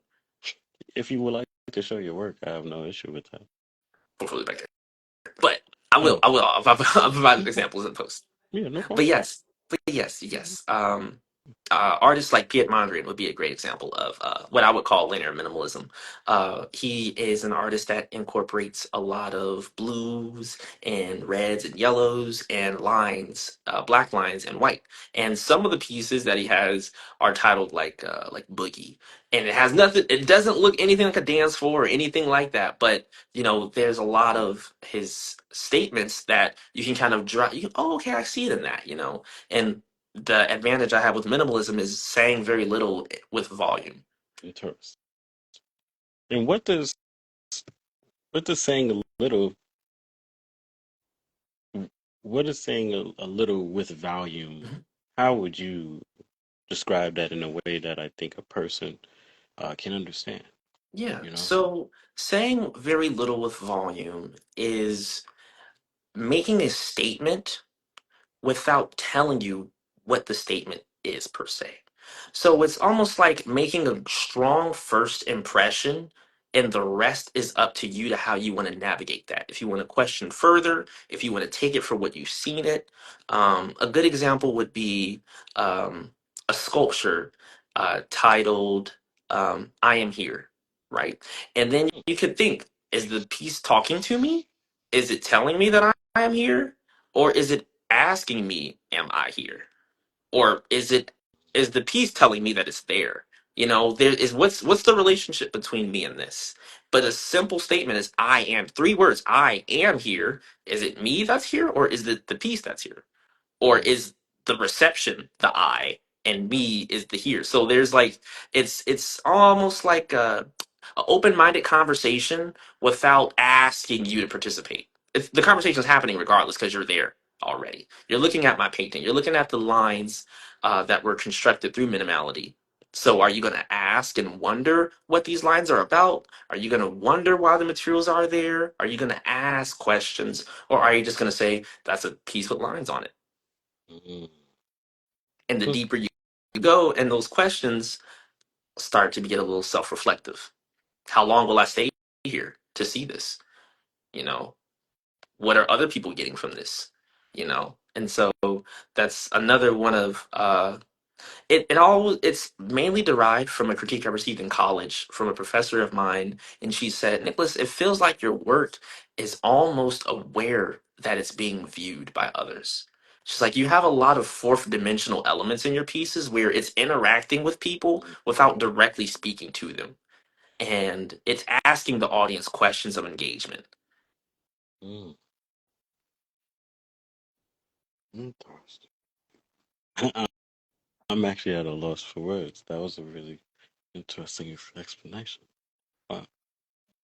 Yeah, and that's the volume. It's like it's so much there, but it's very little that I'm giving you to take you there. And versus it being like, here's a Star Wars introduction to everything I have to say in this piece. No, it's just you do the digging. You do the digging, but this is the gem. Interesting. I wanted to take the conversation in, by the way, quite profound, to say the least. Thank I you. wanted to go ahead and ask you a question I know make you reflect on things and probably a little sad, I don't know. Mhm. But as an artist that was on the move, a lot and still is on the move a lot, did you ever face depression and how did you overcome that depression that you face? I I have faced depression. It's not something I've struggled with lifelong. I think I can name on my hand maybe two or three times where I've been depressed. Actually, three times in my life I can say I have been, but beyond those, I haven't experienced that state of being. Um, the first was at 18. I was staying with my mother, and I kind of had that early life, that late teen crisis. Like, what am I going to be? What am I going to do? All of my friends are either going to college or hanging out. Where do I go? Mm-hmm. And it became like a screaming in my mind, like, what's the answer? And so I prayed, and a couple of days later is when I decided I'm going to go to school.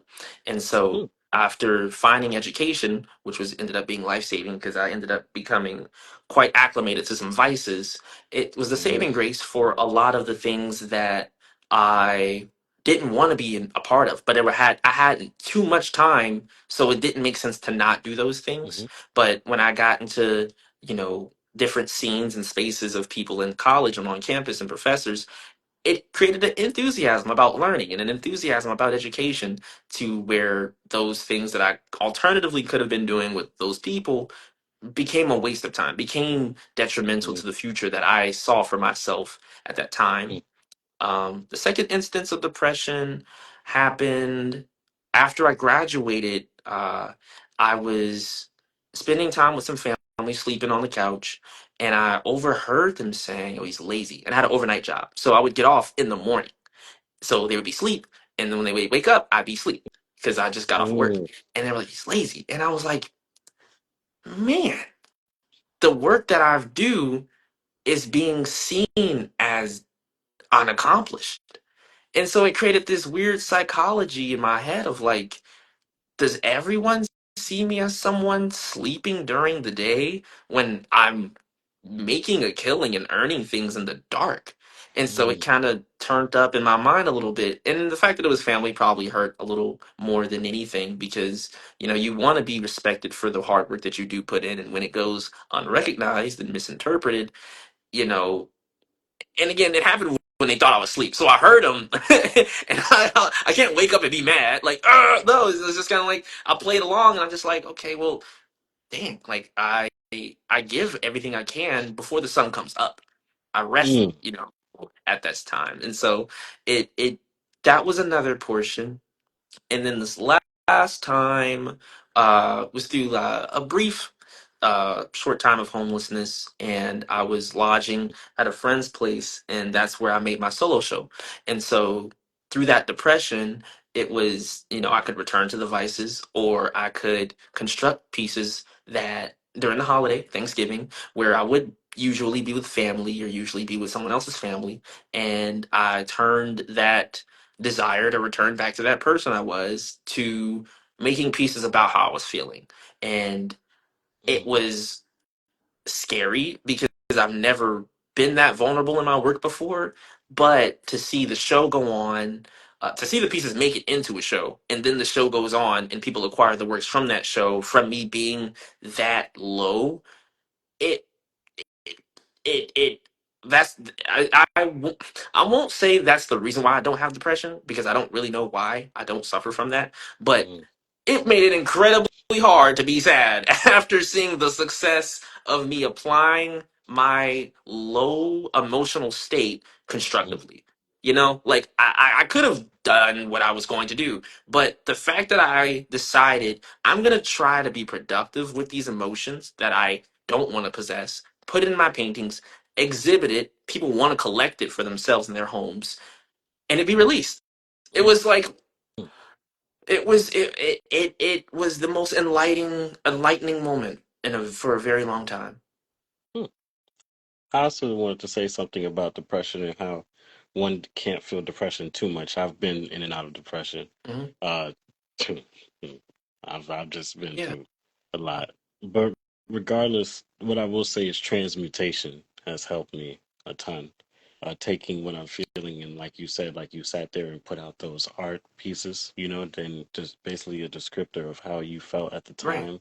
You transmuted that energy into something positive, right? So Absolutely. even now, my situation is not bad. I'm not going through anything crazy, but sometimes, I get frustrated. I'm not going to lie Yeah, with certain things. And I have to transmute it, right? Right now, I absolutely. transmute that into designing websites, right? Outside of doing interviews and coming up with the questions that are needed to make the interview or create a very good interview in a more, chill and nice space for the person that is willing to share. So, I wanted to take again, we're skipping from point to point a little bit now. Usually I have a certain flow, but I wanted to ask, in your opinion, what is the difference between a craft and a hobby? Ooh, craft and a hobby. Yes. I, I think the pathways after you find enthusiasm. So a Mm, skilled craft person becomes a craftsman, but hmm. a skilled hobbyist becomes an amateur. So it's like Interesting. if you have a hobby that's a pastime, right? Hmm. And you get really good at that, typically that starts becoming a little more competitive, or you're gathering more challenges. The hobby becomes a little more passion based down the line. The more you follow that, you start, for example, like intramural sports. It's not an organized team, but it's just something people get around to do. And then what happens after you get enough people doing the same thing? A league. So it's like, that's kind of like it just kind of, it's a pipeline. And for a person with a craft, typically people that do crafts don't do it in collectives. Hobbyists do end up becoming a little more like a run club. It does become a little more community based, and crafts do become a little more studio artistry or studio Hmm. craft. But most people that get really good at crafts end up being specialists, people that are so skilled at this one thing, they end up becoming sort of like a tradesman or a craftsman, an elevated level just derived from the same discipline.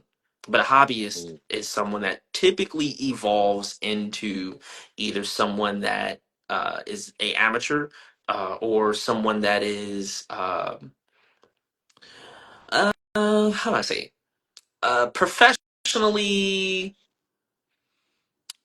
unprofessional. It's just they're good enough to take it far, but that's not what they're trying to do. Yep.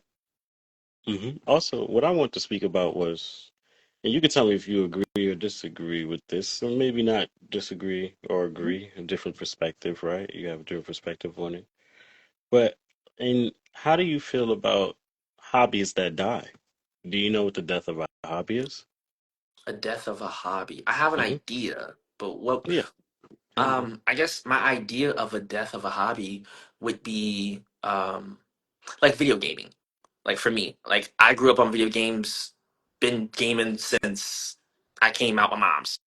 Hmm. And now it's like I still have a love for it. It's just I'm washed. I'm washed up. The death of that would be my definition of death of a hobby. So death of a hobby to me Mhm. is when a lot of people in this day and age, they see that you're good at something, you say it's a hobby, and they're like, oh, you could really make money off that. And then you take that and you Mm. start to make money off of it, and then it no longer gives you the same feeling anymore. It's like the Mm. exhilaration is totally stripped from it, right? Mhm. So that to me is the death of a hobby, and I've seen hobbies die left and right. I've even had hobbies that died in the pursuit of even constructing human, and then me having to go so hard with changing the frequency in which I decided to do something. A hobby was like, something I did once in a Yeah. while, but then it became a hobby, just as making music was that hobby for me that eventually died, due to the fact that I had to do it on a more professional scale for human, and it Yeah. was like, wow. Yeah.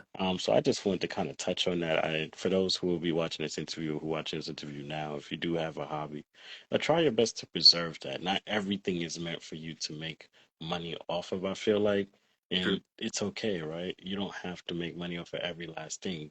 Keep something for yourself to a degree if you choose to. So it depends on how a person chooses to approach life. Absolutely. I'm glad Um, you asked that Thank you. I appreciate because that. I just thought I'm about it. glad you asked that because I almost did not become a selling artist because I didn't want to lose myself in the sales. Hmm. So that's so deep because I was so afraid. People are like, "Oh, you should sell prints, sell prints, sell prints," and I'm like, I don't want to lose the love of photography just because the sales get slow. And there are things that I don't sell, Hmm. that stay, passion based and nonprofit at no, no acquisition that I keep to myself. So I'm glad you asked that because there are things that was the catalyst for that. When I saw the value for it, it was like, okay, I can sell this. But there are things that I do keep to myself. Even though I am a selling artist, there are things I do not sell. So I'm happy that you even touched on that because right here is a perfect example, right? Absolutely. I don't charge for people to come on and be interviewed, but I do have something I charge for, which we already discussed before. Absolutely. Whatever the case may be, this is not, Absolutely. again, this is not the space and time for me to necessarily dive into that. But Hmm. regardless, I have certain things that on human make money. I make money off of in Yeah. certain ways, and certain things that I don't make money off of, and I'm grateful for that. But I don't want to lose the Absolutely. core, right? Absolutely. And I Absolutely. think people, we tend to get wrapped up in money so much that we eventually lose the core of why we got started, the Hmm. reason, Hmm. also known as the why, right? hmm The So, sellouts. The sellouts. yeah, well, yeah. I mean, now that is a complex situation in itself, like a sellout, right? How Hmm. how how would we define that? I mean, how would you go about defining that? Because to me, Hmm. I think there's everybody sees a lot of things as black and white, but there's oftentimes a ton of gray space in most Absolutely. issues, right? Absolutely. So, but yeah, I, how do you see a I sellout? would say an example of a sellout would be someone that does l- a situation that ends up in the death of a hobby. I would categorize as a sellout.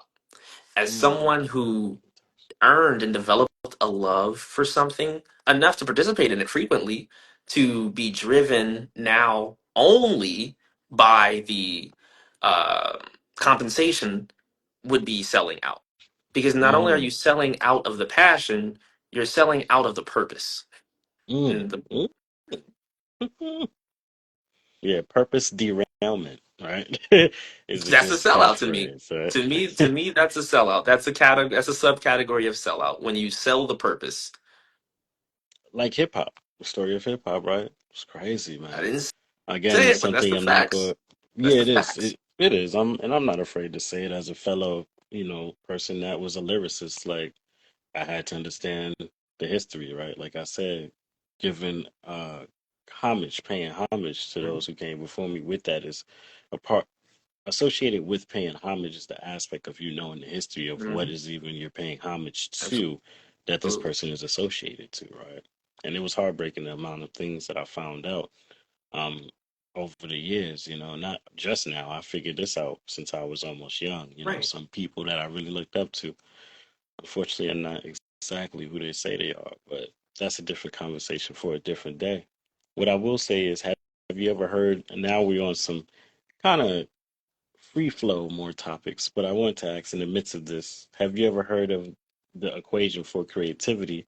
And if you have not, what would be your equation for creativity? I have not heard of the equation of creativity. And I tell me do. about that. So funny stories, I know you've never heard of it because I made it up and I haven't What told if too I many lied? people. So I'm gonna be honest with you. I'm gonna be real. But I'll just put it here in the interview. Hopefully, people hear it and, they tend to reflect back on it. But my Yeah, definition of the equation for creativity is imagination plus influence equals creativity. And a lot of people overlook the influence part and only kind of reflect on imagination, but your imagination is influenced by things, whether on a subconscious level or conscious level. So I agree. I agree. thank you. I I like appreciate that. I like that. that. I like that. I like that. I was kind of reworking in my head. I'm like, no, that checks out. That's creative. That's yeah. It's That's creativity. core. Yeah. That's the core that connects. Influence and imagination. Oh, I'm not trying to toot my own horn and say that I know it all, but trust me, when I say certain Toot it. things that I've created, I've really put deep thought into it, Toot that. for real, for real. Toot So the horn. thank Toot the horn. thank you, man. I appreciate that. Truly. Thank you. But back to you, Yeah. right? This is your interview. What would be your equation for creativity? My equation for creativity, man. At this point in my career, my equation for creativity is. Mm, I have it on the tip of my mind. The creation, my equation for creativity would be, and this is a long equation because this is several that's fine. variables. That's fine. My equation for creativity is available time times will to succeed Mm. equals creativity. Repeat that one more time. Available The time. time available, Mm, available time times the will to succeed equals mm. creativity. So if you have free time Interesting. and you need to win, you have to win, you will do something creative. You absolutely will. Mm, If that, and that's the multiple. It's a multiplier. If you are in a situation where, eh, this time I got now, I could spend it again. You probably won't have a very large you can create, you can become creative in any way, cooking anything, you can make anything at any time. But when you know it's counting on you and you're putting all your chips down, you're going to end up with that solo show. You're going to end up with that podcast. You're going to end up with that plan that is not just in motion, but achievable and accomplished. You're going to earn that grant. You're going to earn those awards. You're going to earn those things in that available time. mm, mm. Because if you don't have Interesting. time, if you don't have time and you say and you have this dire need to win, a lot of people are like that. A lot of people don't have the time to win, which is Wow. unfortunate, but it's a real thing. I never An thought inverse. about that. An You don't inverse. have the time to You win. don't have the time to win. You know, Crazy. you don't have it. You can't put in that. You can't put in 10,000 hours. It's hard to win. It's hard. It's incredibly hard. You almost need something so you almost when you don't have time to win, you almost need an external factor, a parentheses to multiply that, a muse. You know, you don't have the time to manage all the things you want to do, so you have help, an assistant that can come add to that. So now you have more time freed up because they're taking on things and adding things to you. And now, since you guys need to win together, the teammateship and community kicks in. Boom, success. But when it's just you and you need to win, it might not happen. But when you find multipliers for that time and more people with more time than you do, oh, perfect. Now the team has time to win. Everybody has to win. Winning is accomplished. And the win is Mm, creativity. I like that explanation. Hell yeah. Hell yeah. Yeah. Hmm. This is going to be an interesting question to follow up that to segue into, and that is, how do you define your own standard within what could be the confines of an industry standards? Right. Ooh, I love that. All right. I would say I an industry standard has its limitations because it serves to recognize and label people underneath individual categories. You know, there isn't an award for being a muse. You know, there isn't an award to being an assistant. You know, there's no best assistant. You know, there's no, best apprentice or best you know, there's no industry standard for being an assistant or being someone that helps people with projects or but there's categories for directors and composers and head of whatever. And Mhm. so for me, my industry standard for myself is to be the man no matter what hat I'm wearing. I'm either the best person behind the scenes, or I'm the best person calling the shots, or I'm the best person in the studio. And switching hats is also another thing that industry standards don't necessarily reward. You know, industry standards Mhm. serve to praise and award those that are to their standard. You know, if I'm giving an award to the best grape, it doesn't matter how good of an orange you are or how good of an apple you become or trained to be the best carrot. It doesn't matter because we're grading grapes. And so I think I'm above industry standard just because I do so many things outside and within the categories that they say. You know, I've sold paintings. Industry standard is if you don't sell, you're not winning. I've done that. Industry standard Mm. says if you don't have a solo show, are you a real artist? I've done that. People say if you haven't shown outside the country, what are you really worth outside of your hood? I've shown elsewhere. You know, they say if you haven't had, um, so many things in this one discipline, what's your value? But I've outshined on almost every category that I claim to do. So I've broken the standard. Not to say that I'm better than the industry, but you know, there's there's a way to grade yourself when you are when you're multifaceted. And industry standards don't have room for that. And it doesn't, I mean, why would they? Because that's not the industry that they want you to be in. Yes. It defeats the purpose of what's like the box model, right, of life, right? Yeah, Where you fit right and comfortably into people's boxes. People try to absolutely. do it to me all the time. They minimize what I'm doing to a podcast. No offense, I know some people might watch this and be like, "Hey, I talked to her about that." Yeah. But basically, what I'm saying is sometimes when the people can't perceive or understand things, they then try to equate it to what would otherwise be the industry standard, which would hmm otherwise be the box model. right? So I Absolutely. think it's very interesting to sometimes feel like people are trying to confine you Absolutely. into spaces to make it more digestible for them to try to understand you. I know I said a whole bunch of words in that one sentence, but regardless, You're right. um, I think that that's a certain truth about life that is complex and leaves people perplexed, right? And Absolutely. al- Absolutely. also a bystander of that is people's feelings, right? When they come to you and they're like, "Hey, you were this," and you're like, "I'm not that," and then for me, sometimes it just strikes me a little bit like, okay, well, and then when you tell them that you're not that, then they try to, Hmm. sometimes get into their feelings because it's unconceivable. Yes, yes. And you have, and you can't really blame them at all because the industry standards don't make space for multi-specialists.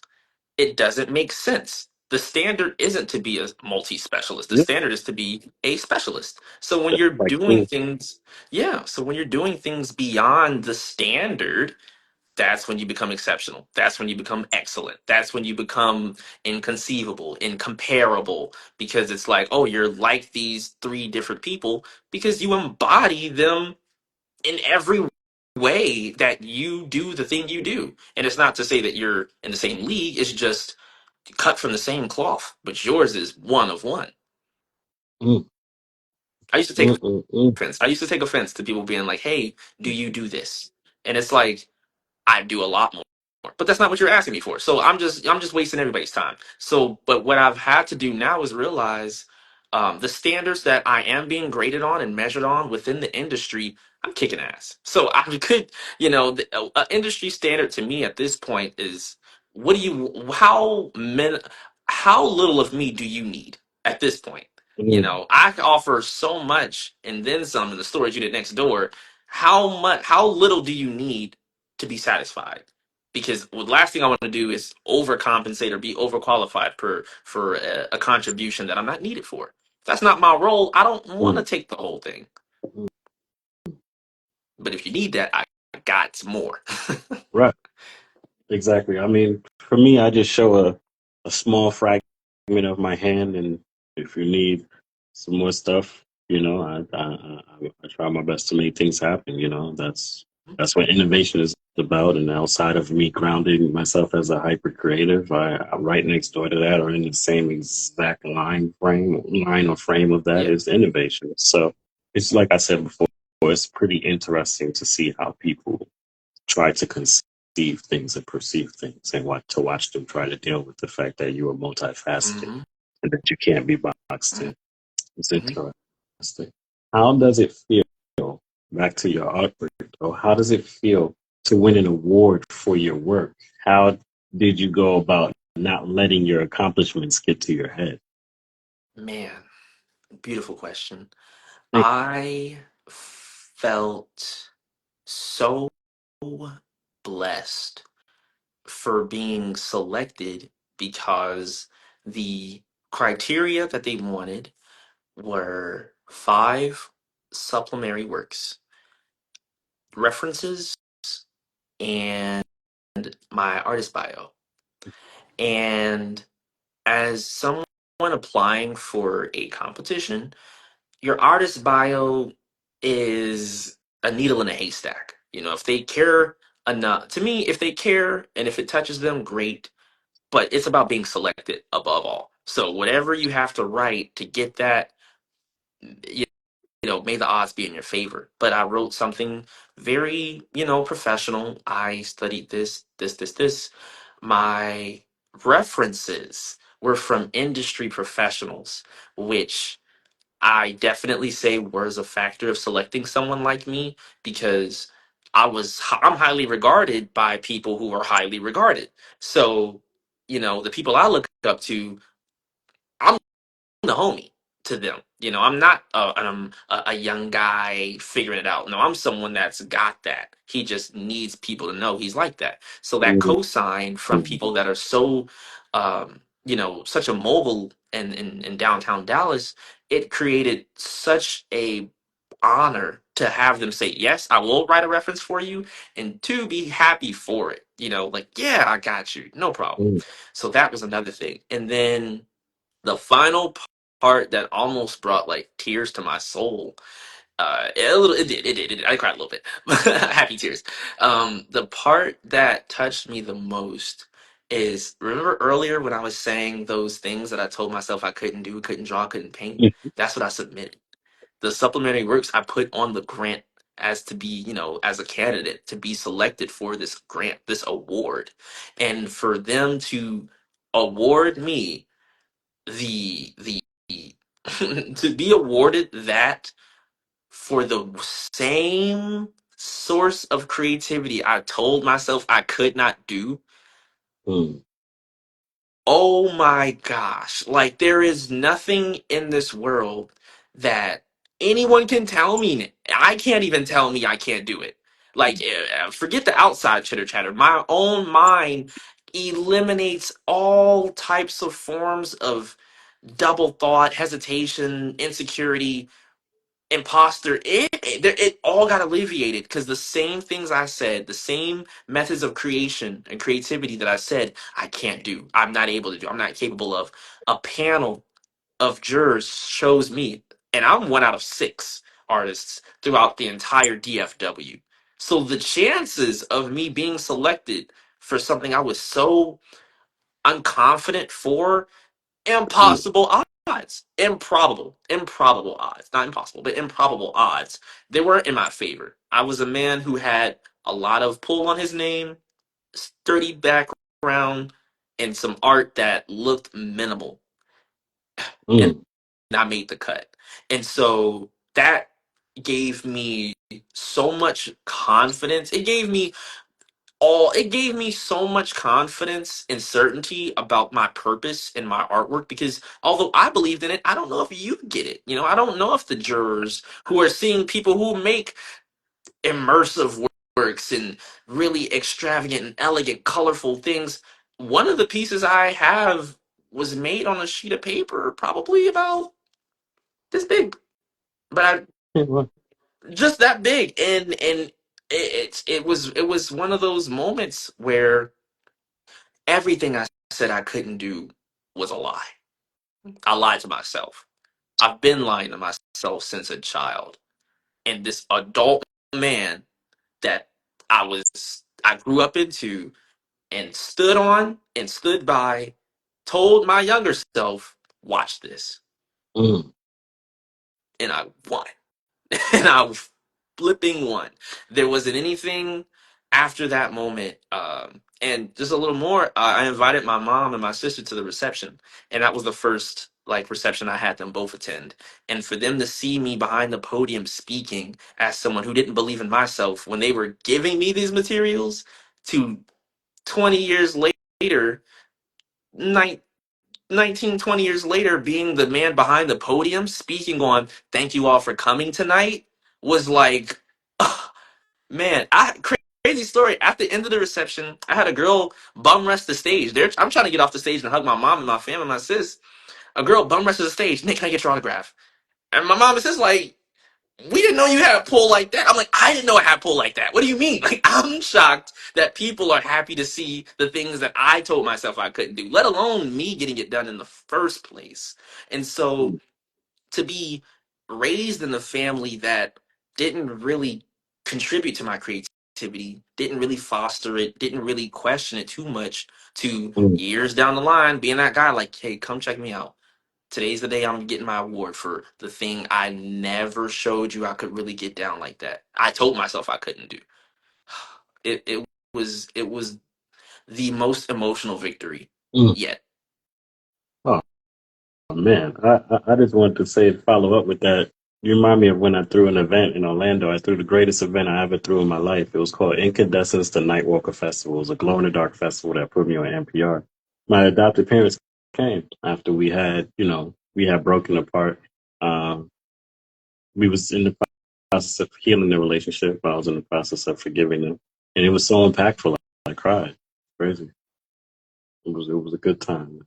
So I'm happy that you had that win.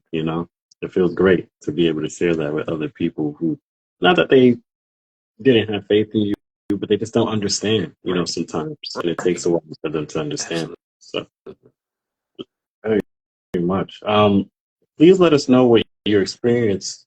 Please let us know what was your experience having your work displayed overseas. A dream that many artists have. What does it look? What does it take for an artist to even make it internationally? What is like that through your perspective? So my experience, my my testimony for my success in my artwork is so improbable. The very first day I'm learning film photography, I'm being like taught by a friend of mine who's kind of been messing around with cameras and film. The very first day he's teaching me how to use 35 millimeter film and 120 film. For anybody that's watching, those are film formats. 35 millimeters, the rectangles with the sprockets on the sides, and 120 is the squares.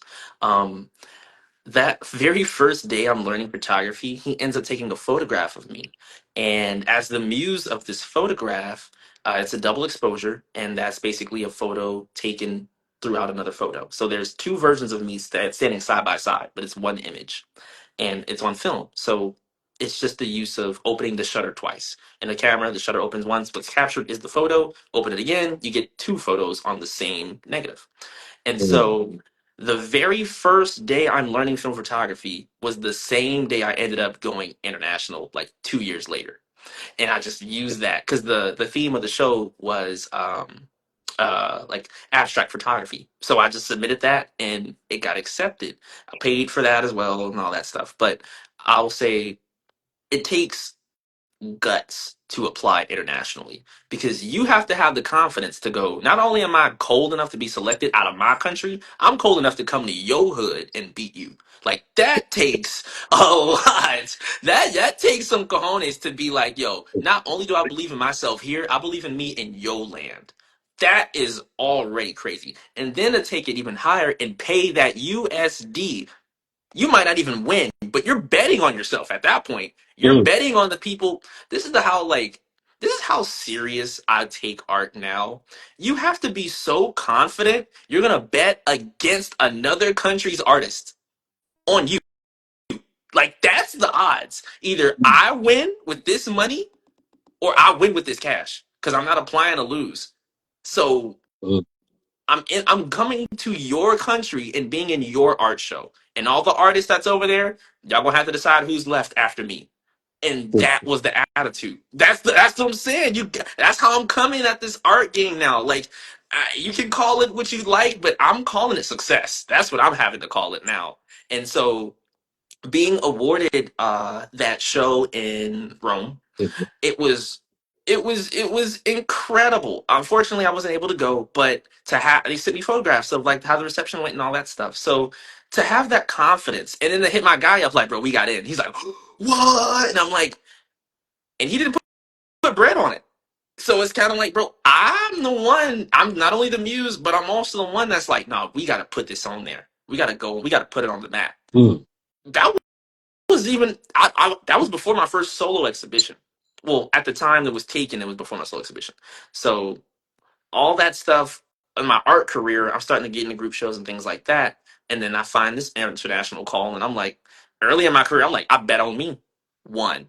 And now I'm like, bro, I have international exhibition experience, and I'm not even a 3 year, 2 year artist.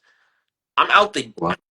Exactly. So the like scope of being internationally recognized in the beginning, just because you believed in yourself and you believed in the work, there is no reason people can tell me what they can and cannot do when it comes to art. I'm not buying it. I'm sorry. I can't be empathetic because what I did not have, when I lacked experience, when I lacked portfolio, when I lacked blah, blah, blah, blah, blah, 80 million reasons, I put my money where my mouth was Mm, and put my money on my artwork. mm. Very, very interesting. The belief in oneself is a very key component to many things in Es- life, even crafting our realities, right? So when I hear you Especially talk, I'll be like, I see a lot of me and you and vice versa, right? So, Absolutely, especially when it comes to international calls. They already have a country full of artists. mm, Now, you choosing not to be in that conversation, that's a personal choice. But at that time, I saw it early and I was like, there's no way, there's no way people in Rome are beating me in abstract photography. and they didn't. Okay.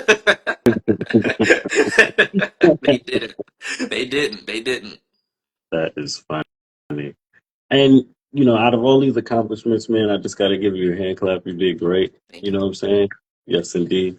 As we begin to wrap this up slowly but surely, but I wanted to say that I know this is a little bit to the left, but I'll just go ahead and mix it anyway. I read somewhere online you were started dating yourself, and I was wondering why is it difficult to date as a creative? I've heard many different stories from different types of creatives and things of that nature. Even myself, Yeah. I'm very busy and sometimes it's hard for me to like I have women that I do talk to here and there and off and on. Yeah. uh it's cool, but I always got to stay focused on the goal. So this year I'm taking a part of my time and putting it aside to really try my best to connect with somebody in an intimate Yeah. way. But like I said again, it's interesting the society we live in and what's held to high regard Yeah. nowadays. Definitely rubs me a little odd. But anyway, I'll turn the floor over to you. Why do you think it's difficult to date? Uh, for me, okay, so I give you a secular answer and I'll give you a personal answer. Secular answer, it's hard for artistic heterosexual men to date because we struggle with balance. I'm not going to say it's inachievable, but it is something all heterosexual men that are professionals deal with. Mhm, We love the project as much as the woman in our lives, but mhm, sometimes we love the project a little more than her. And that's a problem. I'm not going to act like this is a one equals one world. No, it is not. She wants your time, and that project needs to need get your time. done.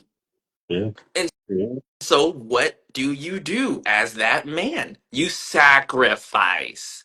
And also, Mhm, not to say that that's a favorable position, because being the woman in that situation where he has a purpose, but he's in your life, that's his own issue. So, like, I'm not saying that this is a man's problem. Everybody suffers with the professional strife. That's just the sacrifice of being successful.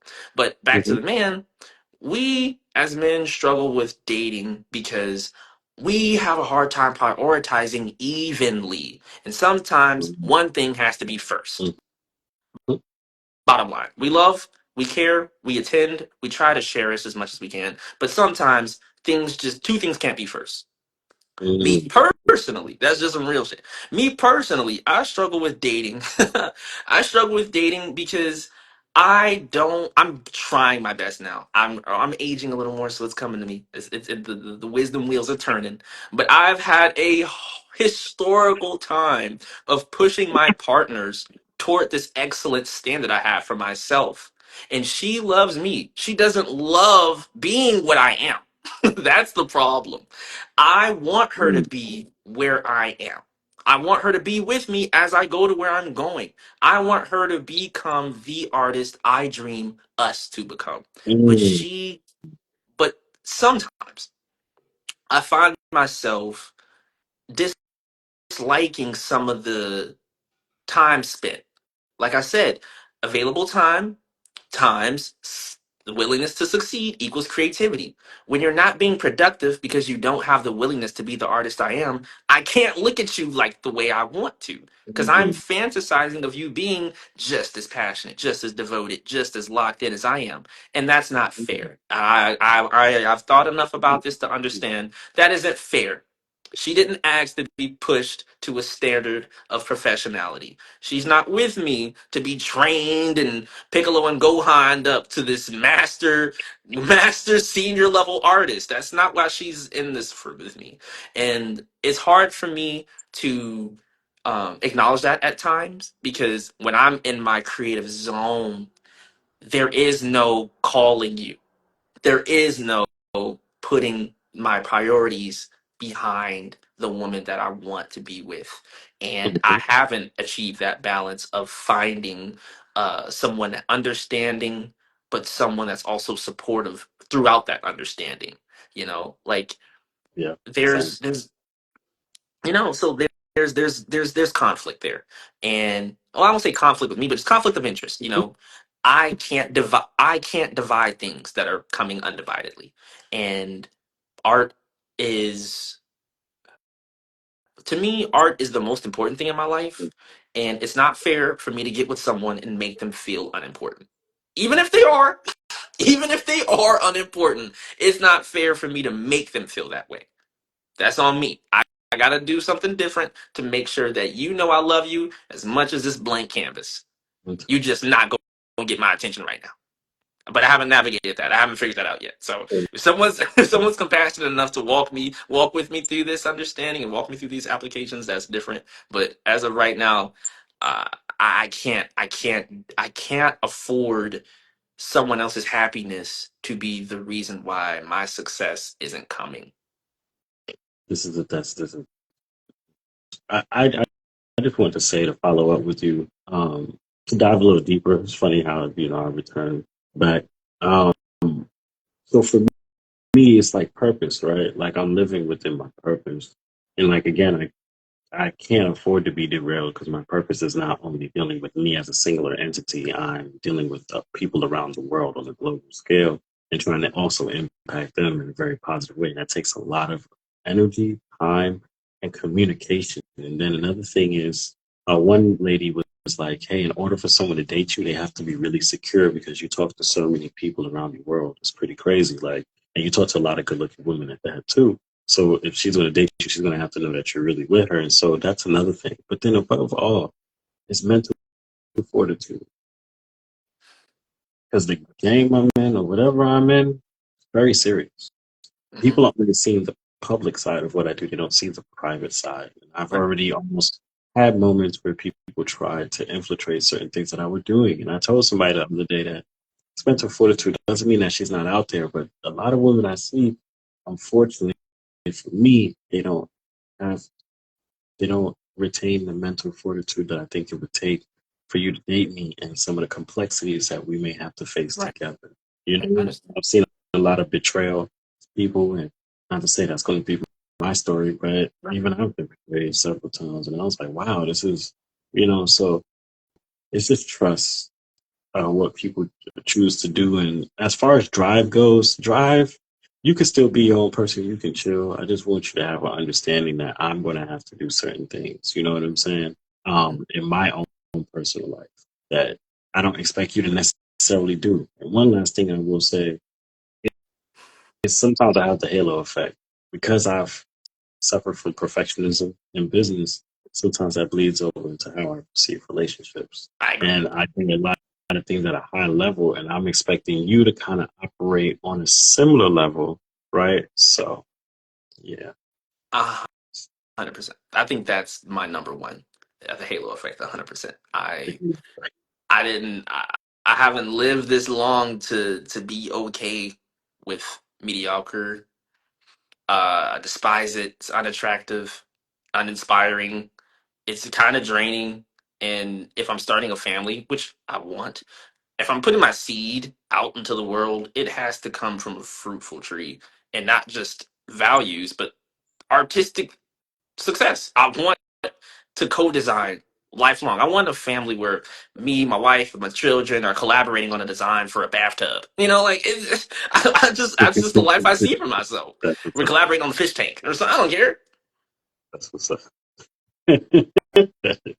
I want to move on and ask you, how do you go about showing love in your life daily and through your work? If there was one way that you could describe that, how would you describe that? Like romantic love. Um, just love in Okay. general. You know what I'm saying? Um, I sharing my ideas. It is a love language. Talking about my art with people is a form of sharing something I love with you, and so therefore I am loving you through this act. That's how I see it. So, like if I go, with, hey man, I'm working on this new series, and you're like, cool, and I'm like, well, that's as much as you gave me, and that's pretty much where the love is. But for people that are like, yo, like, what's it about? And I'm like, glad you asked. This series is about blah blah blah blah blah, blah, and kind of creating conversations for people to engage with my art before they see it, and kind of Mm, throughout that process as well, allowing you to follow along and follow through with the themes and even the obstacles I'm facing. Like, man, how do I'm really kind of stuck on if this paint's gonna work. Like that's just kind of how I show love. And then through my artwork, when it's complete, it's sending pictures I'll send pictures of like, hey, like phase one complete, or hey, I got a new frame, or oh man, like the deadline's coming up, and I got a big day tomorrow. Just kind of like updating people and being communicative is how I show love throughout my art making process. Mm. And so I'll keep continuing. I'll say that I read this from a post on Facebook from form a trusted process and grow with it. It doesn't need to be broken to be fixed. And expect the day when you learn that consistency is not enough. Can you give us an indication as to what inspired you to write this? This was, I felt like it was amazing. So I just wanted to highlight that. And yes, please. Um, that was a reflection. That was an assessment from my peers. I'm looking Mhm. at some of the artists that I came up with in the game, and I was basically kind of saying like, the day that you think the day that you think that what you're doing is going to be enough to make you remembered forever, and it's not the case, and you realize you will be forgotten for the lack of excellence that you've given, that's going to be a very hard day for you. When the reality is showing you that you didn't go hard enough, and that you didn't give it your all, and that you've basically been kind of moseying through and expecting some sort of legacy to be left behind, and nobody remembers you for that, that's going to be a very hard day. And being consistently average makes you what? Average. That's the word. Average is a consistency, and a common denominator, if you will. And a common denominator of doing the same thing in the same way isn't excellence. It isn't increase. It isn't exponential growth. It's stagnation. Mhm. And as somebody, like I said, who expects excellence from my peers, there is no space for average. We have to keep pushing. We have to. We have to. We just have to do that. And there are a lot of artists that I no longer run with, and great fortune for them if that's what's for them. But I couldn't be affiliated with that temperature. That Mhm. lukewarmness of this is going to be fine. I don't sleep well with what it's going to be. It needs to be fine by the time I close my eyes. Quite profound. Quite profound. Why is art important to both you and the world? Well, I believe that my time here on Earth will be remembered, and it will be valuable to um, history in the grand scheme of art and black arts and art of man and all these other subcategories. But to be truthful and transparent, I believe my art is important because if anybody could tell you that they did something they never thought that they were capable of, it would be me. If anybody could tell you every day I said I can't until I did, it would be me. And also my children. One day I plan to have a offspring, and I need them to understand that there isn't anybody that can tell you what you can't do. Scratch that. There isn't anybody that tells you you can't be successful, and because what you can't do is can't do blah, blah, blah. But like success, that's self. Success is not driven by circumstance, in my opinion, or privilege or resource. It's will. It's pure will and available time. What you Mm, have and what you do with that, that's it has to be enough, because that's what the goal is. The goal is to create. And so in history, I want to be remembered as someone who made everything count, all of it, all the hours and all the resources, and it just worked for him because he put it to work and he worked hard. mm. I respect that, man. What is one thing you find to be beautiful about life outside of art? Just in general. Lately, I've been thinking about the way we communicate as Black people specifically.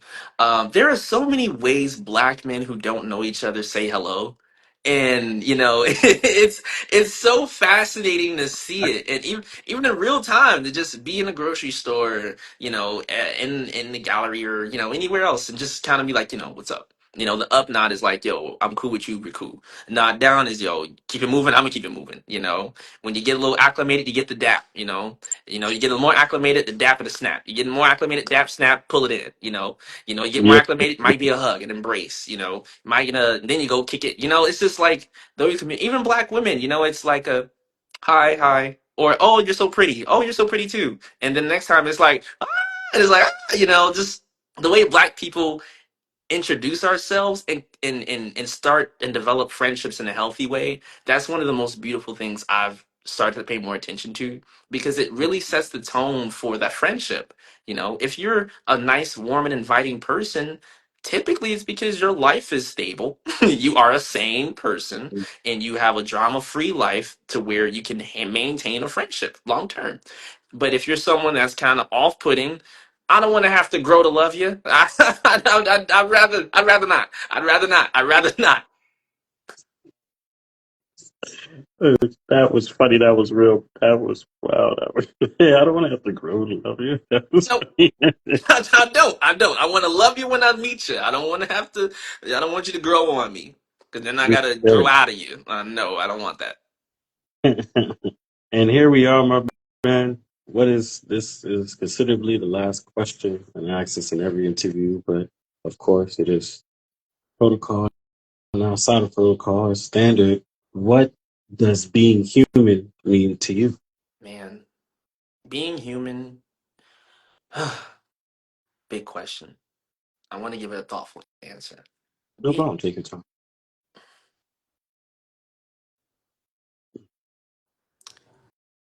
being human means putting the weight of success on my shoulders to not only educate but inspire other humans. Taking that responsibility to be that leader for people's pathways, if you will. Mm, Taking up that flag, picking it up in that torch or whatever item you want to supplement, and being that guy, that man, that human that goes, I see something here, and I it's up to me, being that leader. To be a human, to me, is to be a leader, mm, mm. positively. Asterisk positively. Quite profound, my friend. What I will say is thank you for coming on and choosing to be interviewed here on Human. We do appreciate you 100%. Another thing I wanted to say is if you have anything that you would like to say in terms of closing remarks and where people can find your stuff at, Mhm. know that we're going to be collaborating together to bring out, the online presence, of course. But outside of that, where can they find you at now? Please list that off, and even the .com, because hopefully soon we'll be able to get that up and running Yeah. as well. So continue. So I have a website in development, guys. It's nicholasgully.com. I have a couple of exhibitions coming up that will be posted throughout my page, on Instagram at Nicholas Gully, and my professional artist account, where you can see some of my works, is nicholas.gully, and I'll spell that for you, Nicholas dot, like the punctuation, Gully. And my closing remark is very simple, but I want anyone after this moment to think about the responsibilities you're running from, and take that responsibility that you're running from and make it a goal. That's it. Make it a goal. Amazing. And as usual, folks, I want to first thank Nick for coming on once again, for sharing his life story with us. It's the inspiration he has gathered and put forth within this interview, the questions that he's navigated very well. I would like to say you are greatly appreciated. And then to those, as you know how we usually do, if anything else, please remember that we are all human. Have a good night, everyone, and I will speak with you soon, my man. All right. Bye, guys.